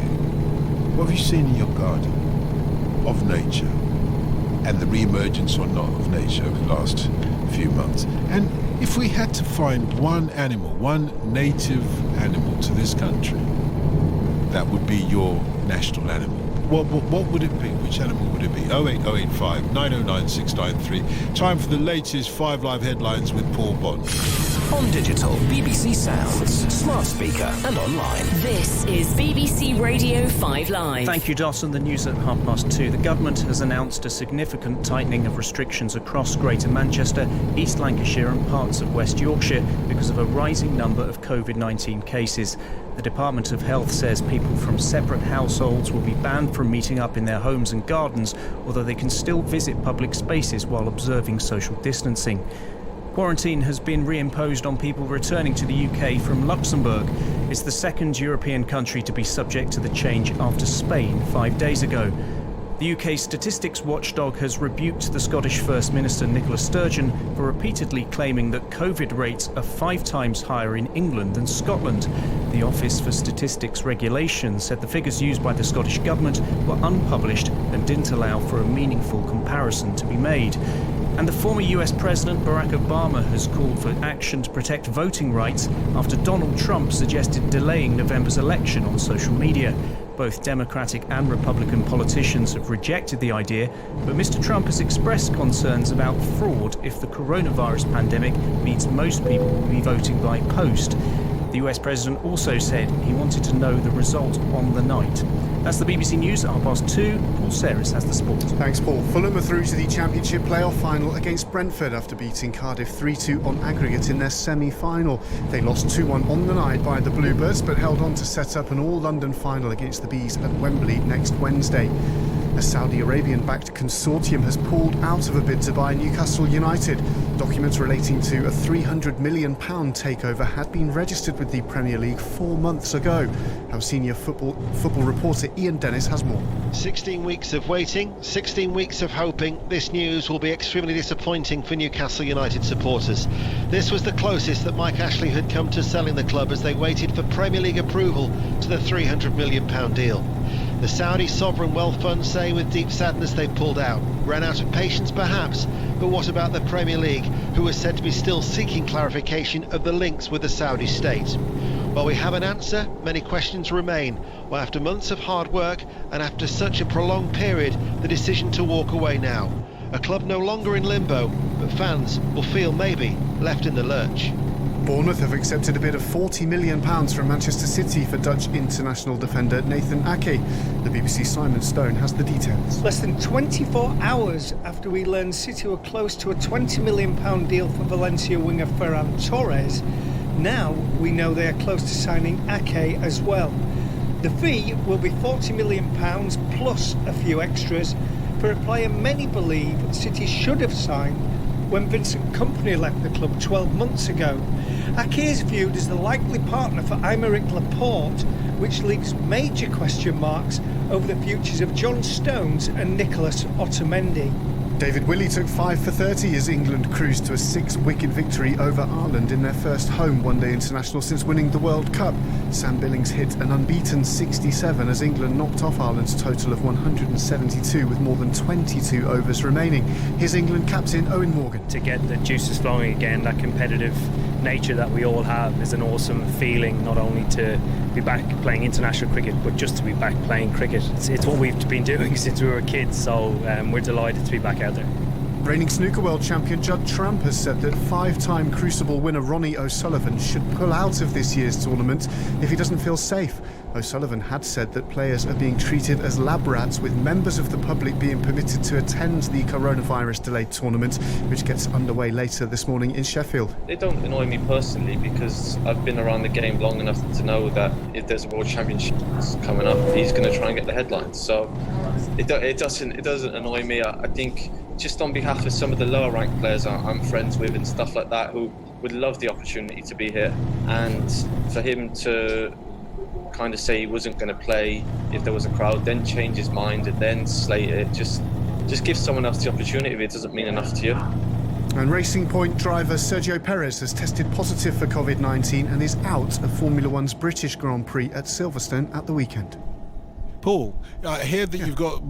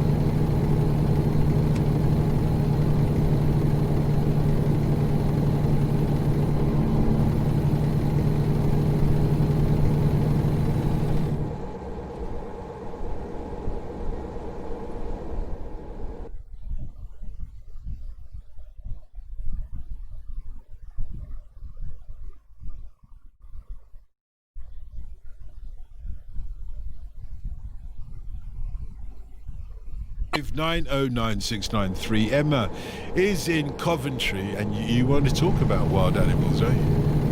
Yes. How are you? Are you all right? I'm very well, thank you very much, and thank you for asking. Foxes aren't wild. In fact, they're the national symbol of Leicester. They're like fluffy animals, aren't they? They're like pets nowadays. They're virtually domesticated. I see a lot of foxes, even where I actually live outside. They actually come across the fields, but I actually do go walking in the countryside. 3 nights ago, I was feeding chips because I only lived like 15 minutes away from the country. So I got some chips and then I went on my favourite bench, and it was dusk when I actually went up there, and there was a fox, and I just threw a chip at the fox, and he started eating it. And I can remember a long time ago, it must have been when I was about 19 years old, I used to feed foxes chips outside the nightclubs, and they used to take them out of my hand. How did you know that they like chips? Well, they just eat anything. They just, I used to throw them, and it was the same fox that would come and see me, because I always used to be drinking and that. And I would sit down late at night, and then I would feed, throw the chip, and the fox would come, and in the end, I actually managed, I got them fed on my hand. Have your hand? Out of my hand, yeah. What, you stretch your hand out? You what? Well, it's just because I wouldn't. You know how sharp the teeth of a fox are. Well, yeah, but he just nibbled. He didn't actually bite me. But how do you know? Like that. I know he didn't actually bite you. He was probably thinking, this chip is even tastier than Emma's hand. I was going to give it a good bite. I'd rather have the chips. Yeah, but I'm not knocking what you're doing, but why the relationship with foxes? Normally I see wild animals, if I saw a rat, I wouldn't sort of fling a chip at it. I was like, get out of here! There's a rat in my kitchen, what am I going to do? I see rats over the fields and swimming and everything else, so I don't actually mind any wildlife. I mean, one of my friends, she went over and she saw the rat, and oh my word, she was absolutely screaming, and I'm just looking at her going, just a rat. It is just a rat. It is just a rat. And she was actually standing up on the bench and screaming, going, oh, I don't like it, I don't like it. And I'm going, it's a rat. What it's supposed to do? It's a wild animal. What, in your house? If it was in your house, you wouldn't tolerate that, would you?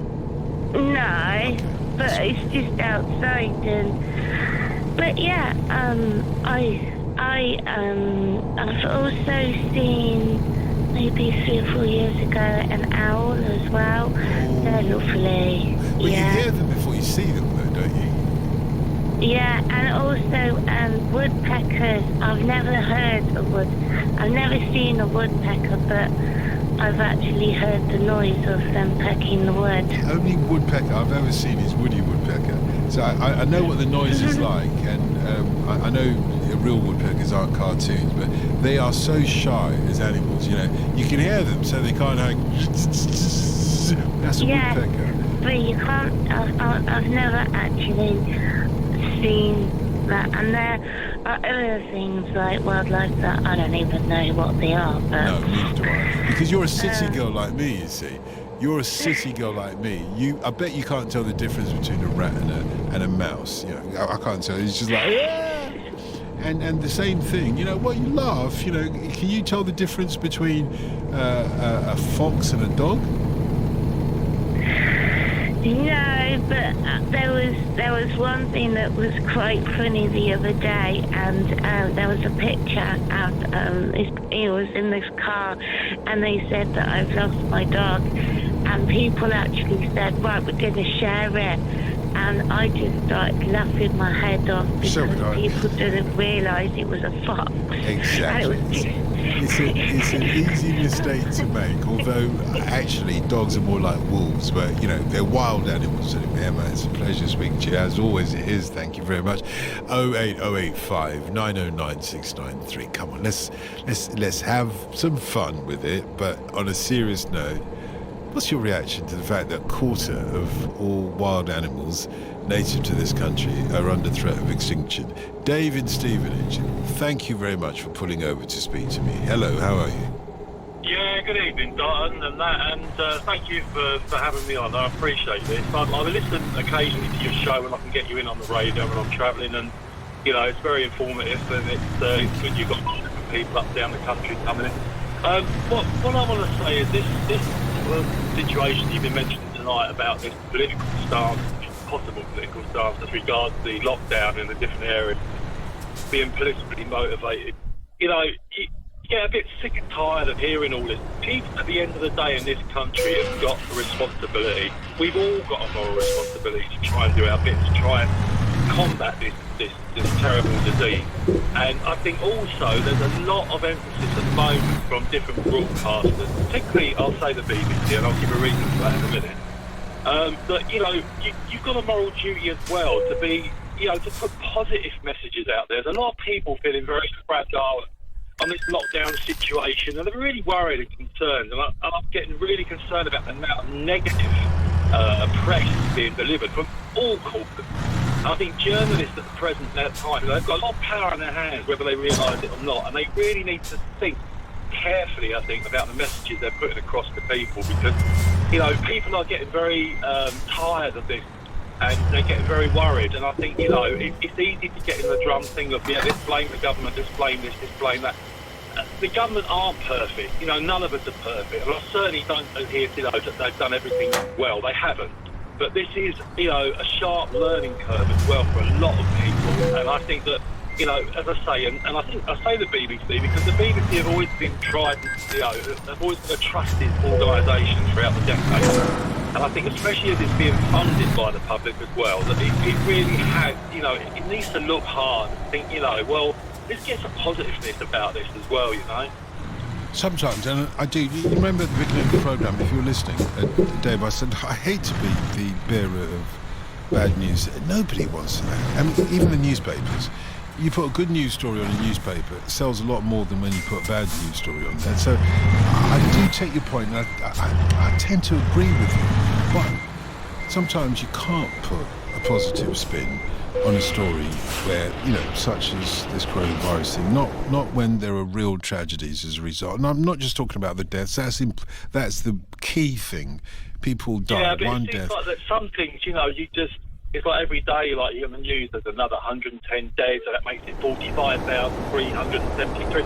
We know it's terrible. We know there's been vast amounts, but is that really helping? You know, is that really trying to put people?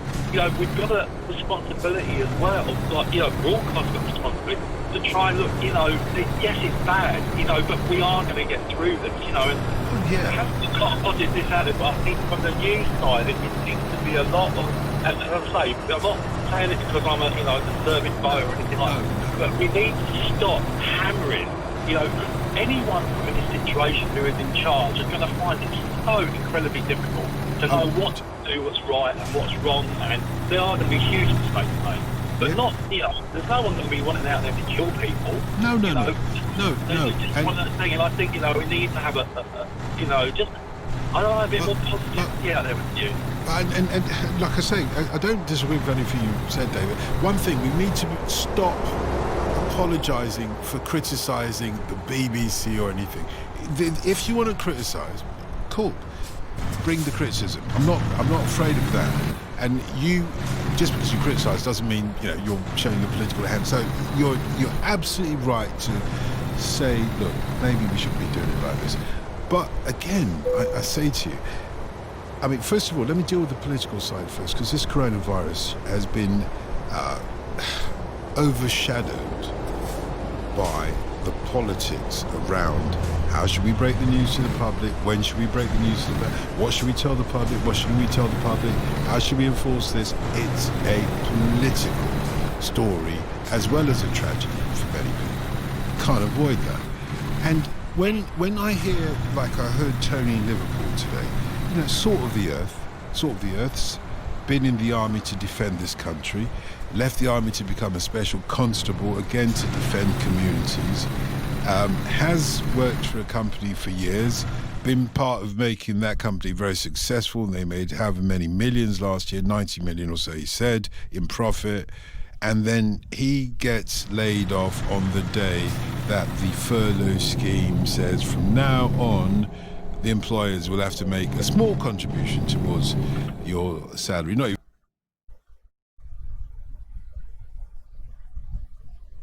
even contributions and your national insurance. And that very day his company says, sorry, we're not keeping you on. Yeah.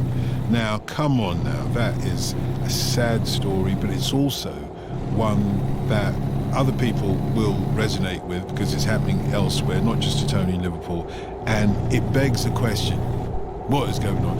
There's no way to put a positive spin on that. There's no way. No, there isn't. But then look at the other way, is as soon as a responsibility comes to an employer, they're then using that as the excuse to get rid of people. So, yes, you know, so that ties in with the actual employer themselves, not the actual government saying that. The government stepped in at the time and tried to help what it can do, as many people as it can on the furlough scheme. And I myself haven't been furloughed because I'm on the, I'll deliver food and stuff like that, so we've been working all the way through it. But it's like, you know, they have tried their best, but it's like the employers used it now to say, well, you know, hey, we need to get rid of people, blah, blah, blah. You know, we can't really afford it now.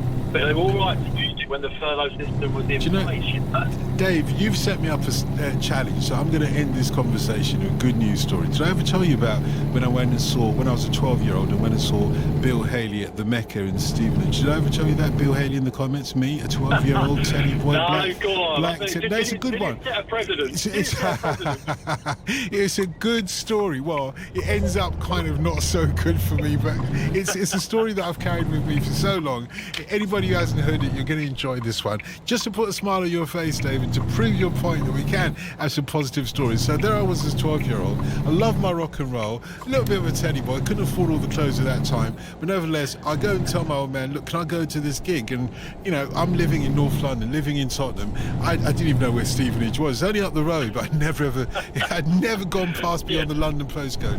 And I said to my old man, no, don't worry, it's down in like Trafalgar Square or something like that. So I lied to my old man to start off with. So I thought Stevenage is the other end of the world as far as I was concerned. And he says, yeah, go on. And so I take the train to Stevenage, never been there, and I get there early because I'm like so locked in like the 50s thing, because this is like mid-70s now. I'm locked in the 50s thing thinking, oh gosh, you know, all the old Teddy boys were there. So I get there about 4 o'clock in the afternoon, straight after school, go up there. So I go up to, and Stevenage's got a railway station. So you cross from the railway station, you go up a sort of like a bridge and cross the dual carriageway to the other side. Yeah, that's right. Exactly. Yeah. So I cross that, go to the gig, and loads of Teddy boys hanging around. Oh, I love it. I'm just like looking. This must be what it was like in the 50s. You know, all made up and everything. Go to the gig. Obviously, I'm right up there up front because I've been lining up from early. Bill Haley comes out, takes one look at me, and thinks, that's nice. That's nice. You know, you can see him and I click. Just if you read, there's a famous French play. Is it by André Gide? I think André Gide. It's called Les Noirs, the Blacks. And he says, look, if a black person ever actually comes to the theatre to see this, make sure you put him in the front row, right in the centre. That's where I was at this gig. So great gig, and you know, so great. Bill Haley milks it, plays Shake, Rattle and Roll, See You Later Alligator, all these big hits. Doesn't play Rock Around the Clock. People are like, no, Rock Around the Clock, Rock Around. So eventually, after about third or fourth encore, this was when Rudy Pompeo was still playing the saxophone with him, and Rudy Pompili, I think, his good mate, still playing the saxophone with him. After about 3 or 4 encores, he finally plays Rock Around the Clock. By now, of course, I suddenly realised, it's about midnight. I gotta get home. I told my old man it was a travel school. So I rushed to the train station. As I come to the dual carriageway to cross the bridge, I hear the sign, because they've got loudspeakers at that station. I hear the sign from the sound from the platform. Last train to Finsbury Park is just leaving platform 5. I know my father's going to absolutely kill me. It's the middle of the night. Flying out of Trafalgar Square. The first time ever in my life I started hitchhiking at the age of 12, praying that I'll get a lift. I get as far down, I get 7 miles down from a lift to Welwyn Garden City. At Welwyn Garden City, I'm standing on the dual carriageway, can't go any further. Remember, I think I'm like in Scotland. Actually, I could have probably walked home. It was probably about 20 miles, but nevertheless. So I don't know what to do at Welwyn Garden City. So I go to the local cop shop. This is back in the days when you thought the police were a taxi service. So I say to the local cop shop, look, I'm only 12 years old. You got to take me home. They're like, you're having a laugh, aren't you? So they say, what's your address? And I give them, I know that I can't give them my father's address because I literally will not be here to tell the tale today. I would have died that day if my father had been working up. So I give them my best friend's address. My best friend, who I mentioned to people yesterday, has passed away. Anyway, I give them my best friend's address. So they said, they're so clever, the cops. I didn't know they were that clever. They're calling because I know my best friend's parents they sleep like logs. They will never answer the phone. So they're ringing. Nobody's answering the phone. I'm thinking, phew, that's a relief. But they send a cop round from the local cop shop. And the local cop shop's been turned into flats now, by the way. It was on St Anne's Road at the end of Hermitage Road, for those who know that. So they send the local cop round, and the local cop knocks on my mate's father's door and says, look, we've got your son down in Welwyn Garden City. He says, no, you haven't. My son's up in bed. He said, no, we have got your son up in... And you know, the joke was, the bloke in Welwyn Garden City was a black guy. The bloke, they're knocking on the door, is a white guy, but the two haven't communicated. Anyway, I spend the night in the nick there. I'm going to come back and tell you, see, I'm glad you're laughing. You see, it's not all doom and gloom. On 5 Live overnight, mate, and thank you for calling. Call up any time. Wendy and Burnley, I'll come to you straight after this. Sorry about that story, but I had to do it. You know what I mean? On digital, BBC Sounds, smart speaker and online. This is BBC Radio 5 Live. With BBC News at 3 o'clock, this is Jason Kay. More than 4 million people across northern England have been told to comply with new lockdown rules because of a rising number of coronavirus cases. Those living in Greater Manchester, East Lancashire and parts of West Yorkshire are being barred from mixing with other households in their homes and gardens, although pubs and restaurants can stay open. The Labour leader of Manchester City Council, Sir Richard Leese, is backing the decision. The very clear view of, certainly I think all the leaders in Greater Manchester, was that we would rather take relatively moderate preventative action early, and we also thought we should take action across the whole of Greater Manchester so we could avoid the confusing and ambiguous messaging that I think has made COVID-19 control so difficult at times. In Wales, children under 11 will no longer need to keep their distance from other people outdoors as part of changes to the lockdown rules being introduced next week. Pubs and cafes will also be allowed to serve customers inside, but there are no plans to make face masks mandatory beyond the use of public transport. From today, passengers arriving in the UK from Luxembourg will have to isolate for 14 days. Downing Street said there'd been a consistent increase in COVID-19 cases in the country since the end of June. From Brussels, Nick Beak. The Foreign Office is now advising against all but essential travel to Luxembourg after what ministers said was a change in the level and pace of confirmed COVID cases.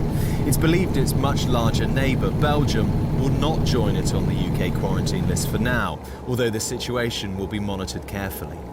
Europe's figures are still considerably lower than at the height of the crisis, and experts say there's no evidence yet of the sort of mass transmission across borders that fueled the spread of the virus during its initial deadly path. Donald Trump has again cast doubt on November's presidential election, hours after his suggestion that the vote be delayed was rejected by both Democrats and Republicans. Speaking in the White House, he repeated his claim that the widespread use of postal votes because of the coronavirus could lead to massive fraud. The story's a disaster. So we're asking for a lot of trouble. And no, do I want to see a date change? No. But I don't want to see a crooked election. This election will be the most rigged election in history if that happens. In football, Fulham beat Cardiff City to reach the Championship playoff final. They'll face their West London rivals Brentford for a place in the Premier League. People living near Brixton Prison in South London have a new option when it comes to choosing a takeaway. The jail's restaurant, called The Clink, which is staffed by inmates, has reinvented itself as a meal delivery service after being forced to close to the public because of the pandemic. popular orders include jerk chicken and katsu curry, brought to the door in a prison van. And that's the BBC News at 3 minutes past 3. Scott Mills and Chris Stark. No Chris Stark with me this week. Instead it's me, Stacey Dooley. This week, Liverpool got their hands on the Premier League trophy. He was actually doing the music. It's my mate, Radio 1 DJ Danny Howard. Good morning. The thing about the after party was that they took everyone's phone off them as you went in, so no one had phones, so all the players were relaxed. Felt really comfy. Yeah, and they had a great time. Jurgen Klopp was bouncing around the dance floor like a nut. I'm green with envy that you met Klopp. I just adore him. I think he's such a gem. He was, yeah. He was first on the dance floor. Scott Mills and Chris Stark. Listen now with the BBC Sounds app. This is BBC 5 Live, available on the BBC Sounds app with Dotun Adebayo. And when the clock strikes 1, we'll cool off then and start rocking round the clock again. That's how I got to see the legend that was Bill Haley and the Comets when I was 12 years old. 08085 909 693. Still taking calls on the restrictions in the northwest and Yorkshire. I'm talking about animals now, and the national animal. Of course, during the lockdown, we've seen animals reappear in our garden. Wild animals, I'm talking about anything from butterflies to birds and to foxes. We know that they're very happy to come in our gardens. So I'm asking you, what wildlife have you seen as we face the prospect of a quarter of our indigenous wildlife, or mammals rather, a quarter of our indigenous mammals which are in danger of extinction right now as we speak? I want to talk to you about that, and also to talk about if we had an indigenous wild animal, which would be the national wild animal, because at the moment our national wild animal is a lion, and 3 lions, etc. But what one that is indigenous to this country? What national animal? What wild animal would you say? Any wild animal from ladybird onwards. Which is the wild animal that should be the national symbol of this country? Wendy in Burnley. Good morning. How are you? You right? How are you? I'm very well. Can I introduce you to my colleague Paul Serres and bring him into the conversation? Do you mind, Wendy?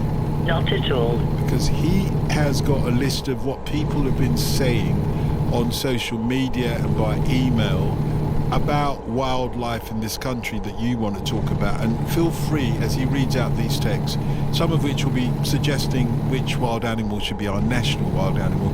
Feel free to give me your opinion. Is that okay? Certainly.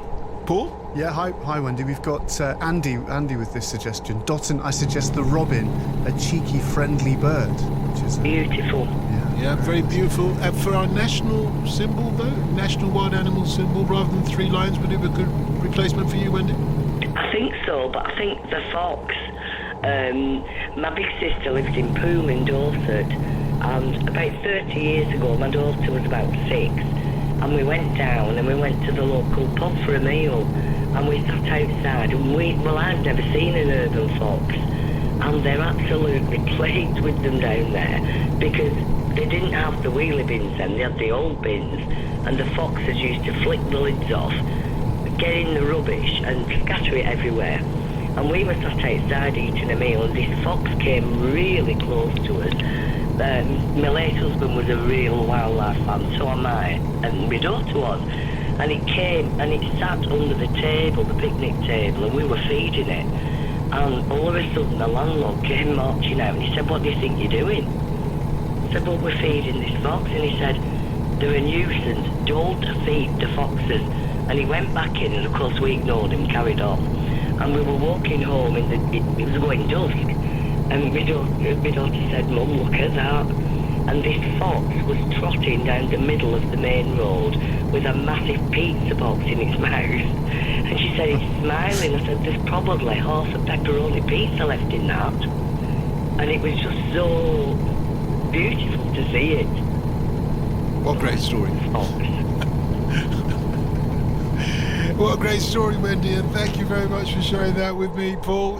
Fox versus... lots of people agree with Wendy that it should be the fox. Fox, it has to be. They live in family groups, are highly adaptable, make a racket at night, and are naughty. They are our national animal. When that racket starts, mate, the show's all over, as far as I'm concerned. What a racket. Thank you for that, Wendy. Heather in Hereford is here. Hello, Heather. Yes, hello. Can you hear me clearly? We can hear you clearly. Can you hear Paul Sears saying that the nation at the moment is saying that the fox should be our wild animal national symbol? Do you agree? Well, I saw a lot of them when I lived in southeast London, but I live in Herefordshire and we've got just about every kind of wildlife here. So you're more likely to see foxes in southeast London than in Hereford, out in the countryside? Well, probably. Really? Yeah, I get hedgehogs come here like 2 o'clock in the morning, cross my lawn and everything. Are there still hedgehogs? I thought they'd all been flattened. Well, no, it's not it's the cars that do that, and it's the cars in the country lanes that kill the badgers and things like that. But the point I wanted to make is that we've got to be very careful with these things, the products we buy, you know, the insecticides that we put down. That's not good for any wildlife anywhere. And what I really think is the most... what's missing are the sparrows. We've got a lot of robins, but the sparrows have declined so much in the last, 10, maybe 20 years. When I lived in Sussex, they all lined up on the washing line and the mothers fed the baby sparrows. There were hundreds of them, but I've not seen sparrows for years, and I know why. Why? Well, it seems to be that in the spring the council come out and they decide to trim the hedges and they just rip the branches off. They don't cut them properly, they rip them apart. So the hedges are when the birds are doing the nesting, they build the nest, they just go because, and this happens all over the county when the farmers trim the these big hedges down country lanes, they do the same destruction, and that's what's causing this lack of the sparrows, because we've got, all kind of birds and wildlife. I can, name anything, I've seen it, but not the sparrow, and I think that would be a good choice. You say you want an animal, but yes. I think it's the sparrow that's missed the most. Well, the Cockneys will love you because the Cockney sparrows are the national symbol of Cockneys, yeah? But I don't know about the rest of the nation. But do you mind if I put out a call out to everybody? Because something of a challenge. You haven't seen a sparrow. I feel like I should say sparrow because that's what we say in Tottenham. You haven't seen a sparrow for years. Yes. I thought for a moment, I've seen some in my garden. We got those. Yeah. Oh, well, thank you for your seagulls. They're all over our inner cities now, mate. Come to the centre of London. You try and drive a car, it's us or them. Don't forget the sparrow, because I don't know what's happened, but I think it's all this machinery that comes out. And we've really got to ask the council to be more kind, and the farmers too. Thank you. And Heather, thank you very much, because not only have you suggested what the national wild animals should be in the sparrow, but also given a theory as to why the sparrows are in decline. And I'd like to ask everybody else, look, when was the last time you saw the sparrow? When was the last time you saw the sparrow? And does Heather have a point that it is the destruction or the trimming, trimming of hedges that results in the decline of these sparrows? I thought I'd seen a sparrow in my garden actually recently, Paul, but I think they were probably thrushes. Can you tell the difference? I mean, you're an urban boy like myself. Can you tell the difference? Well, I'm urban, Dotson, but I'm from a pretty small place surrounded by beautiful countryside down there. Swindon. Do you know what a... Swindon's not a small place. Yeah, it's relatively small. Swindon beat Arsenal. How can Arsenal got beaten by a little village? They did. A third division team, Dalton, in 1969. Exactly. I remember it very March well. the 15th. I remember it very well because all the Arsenal fans from my brother's school came round because we were the first ones to have a colour telly. We weren't allowed to watch it. My old man was just a scientist. He wanted to be advanced with technology and everything, but he said, look, go and read your books, and when you're at Oxford and Cambridge, you can come watch a little bit of telly. But when my mates, my brother's mates wanted to come round, and they put Arsenal scarves across our telly. Can you imagine that in Tottenham? They came there with Arsenal, put them across our telly, and my father. So we saw your little village beat Arsenal. Yeah, okay. Don Rogers had a thing or two to say about that. He did, and it was very muddy. I think that was the same day that man landed on the moon. I think. I'm not was Was it? 15th, 1969. I think enough, so. Funny enough, the people over at Arsenal don't remember. They remember only one of those things. There you go. Heather, thank you very much. Anybody else seen a sparrow? 08085 909 693. You got any other texts? I have, yes, Dotton. We've got a lot of. I think foxes are winning at the moment, but hedgehogs as well are very very popular. Diana. Mirroring basically what Heather just said. My national animal would be the hedgehog. They are becoming scarce. People are laying artificial grass, pebbles, paving and concreting instead of leaving gardens natural. I have 2 lawns that I like to grow like meadows until I have to mow them. They attract different birds, bees and butterflies, and I do have a hedgehog that comes back in the autumn, so I feed it before hibernation. We must protect our beautiful wildlife or it will soon be gone. Future generations will never see it. All very sad. I really enjoy the programme. Thank you. And that's from Diana. But Diana did mention if she wanted the national symbol to be printed one-dimensionally or three-dimensionally, did she? Just asking. No, Pauline in Sussex with us. Hello, Pauline. Good morning, Dalton. I thought Swindon was famous for the notorious roundabout. Has it got about 8 exits or something? The magic roundabout. Yeah. Swindon's famous for a lot of things, including Diana Dawes. So she's. I'm not meaning the magic mushrooms, but the magic roundabout. So, hang on, let me get this right. Things we've learned about Swindon tonight, if there's anybody else that can text us on 85058 or email Dotun, D-O-T-U-N, at bbc.co.uk. So we've learned 3 things about Swindon. 1, that Diana Dawes is from there. 2, that they've got a magic roundabout. Time for bed, children. Zebedee, boing. And that they beat Arsenal. They're just a little village and they beat Arsenal. I'm sorry, Arsenal fans. There's only 3 things we know about Swindon so far. Hopefully, by the end of the night, we won't have to repeat the fact that they beat Arsenal because we'll learn a few other things. 85058 by text and otherwise. But Pauline, you're from the northwest. I'm going to talk about I'd have a beaver as my wildlife poster because they're absolutely wonderful at building dams, and especially over these years we get constant flooding of our rivers, and they said on one of the wildlife programmes that they were being used introducing more beavers so that it could help slow the flow of the river. And I think they'd be very useful if they were increased in population. I think they have increased, did they not? Yeah, but a lot more. You need a lot more. Look Okay. at our country. It's full of rivers. And they introduced or reintroduced otters as well, didn't they? Yes. In some And rivers. they've got wild boar and everything. It's like you said, we'll see you later, alligator. I say in a wild crocodile. Very good. And what I'd like to say also is about the humble hedgehog. Now, they say that each garden should have a little hole in it so that they can wander through from garden to forage, and you have stones and twigs or what have you, for their own little dens to hide out. Yeah, it's And easy they to can go, say, but travel. do you not have to get some agreement from your neighbours on that? Because your neighbours may not want them going from garden to garden that No, way. but you can say, what harm are they? They're only looking for food and that. I mean, how many people, unless you're very poor, that they every day they've got to be on the lookout for food several times a day. We don't have to do that. No, And to but me, we don't have to do that because we're humans, obviously. Pauline, I'm just minded that when you said see you later, alligator, and then after a while, crocodile, you didn't give me the opportunity to say, don't you know you're in my way now? Can't you see you cramp my style? I had to do it. Pauline, thank you very much. Really appreciate that.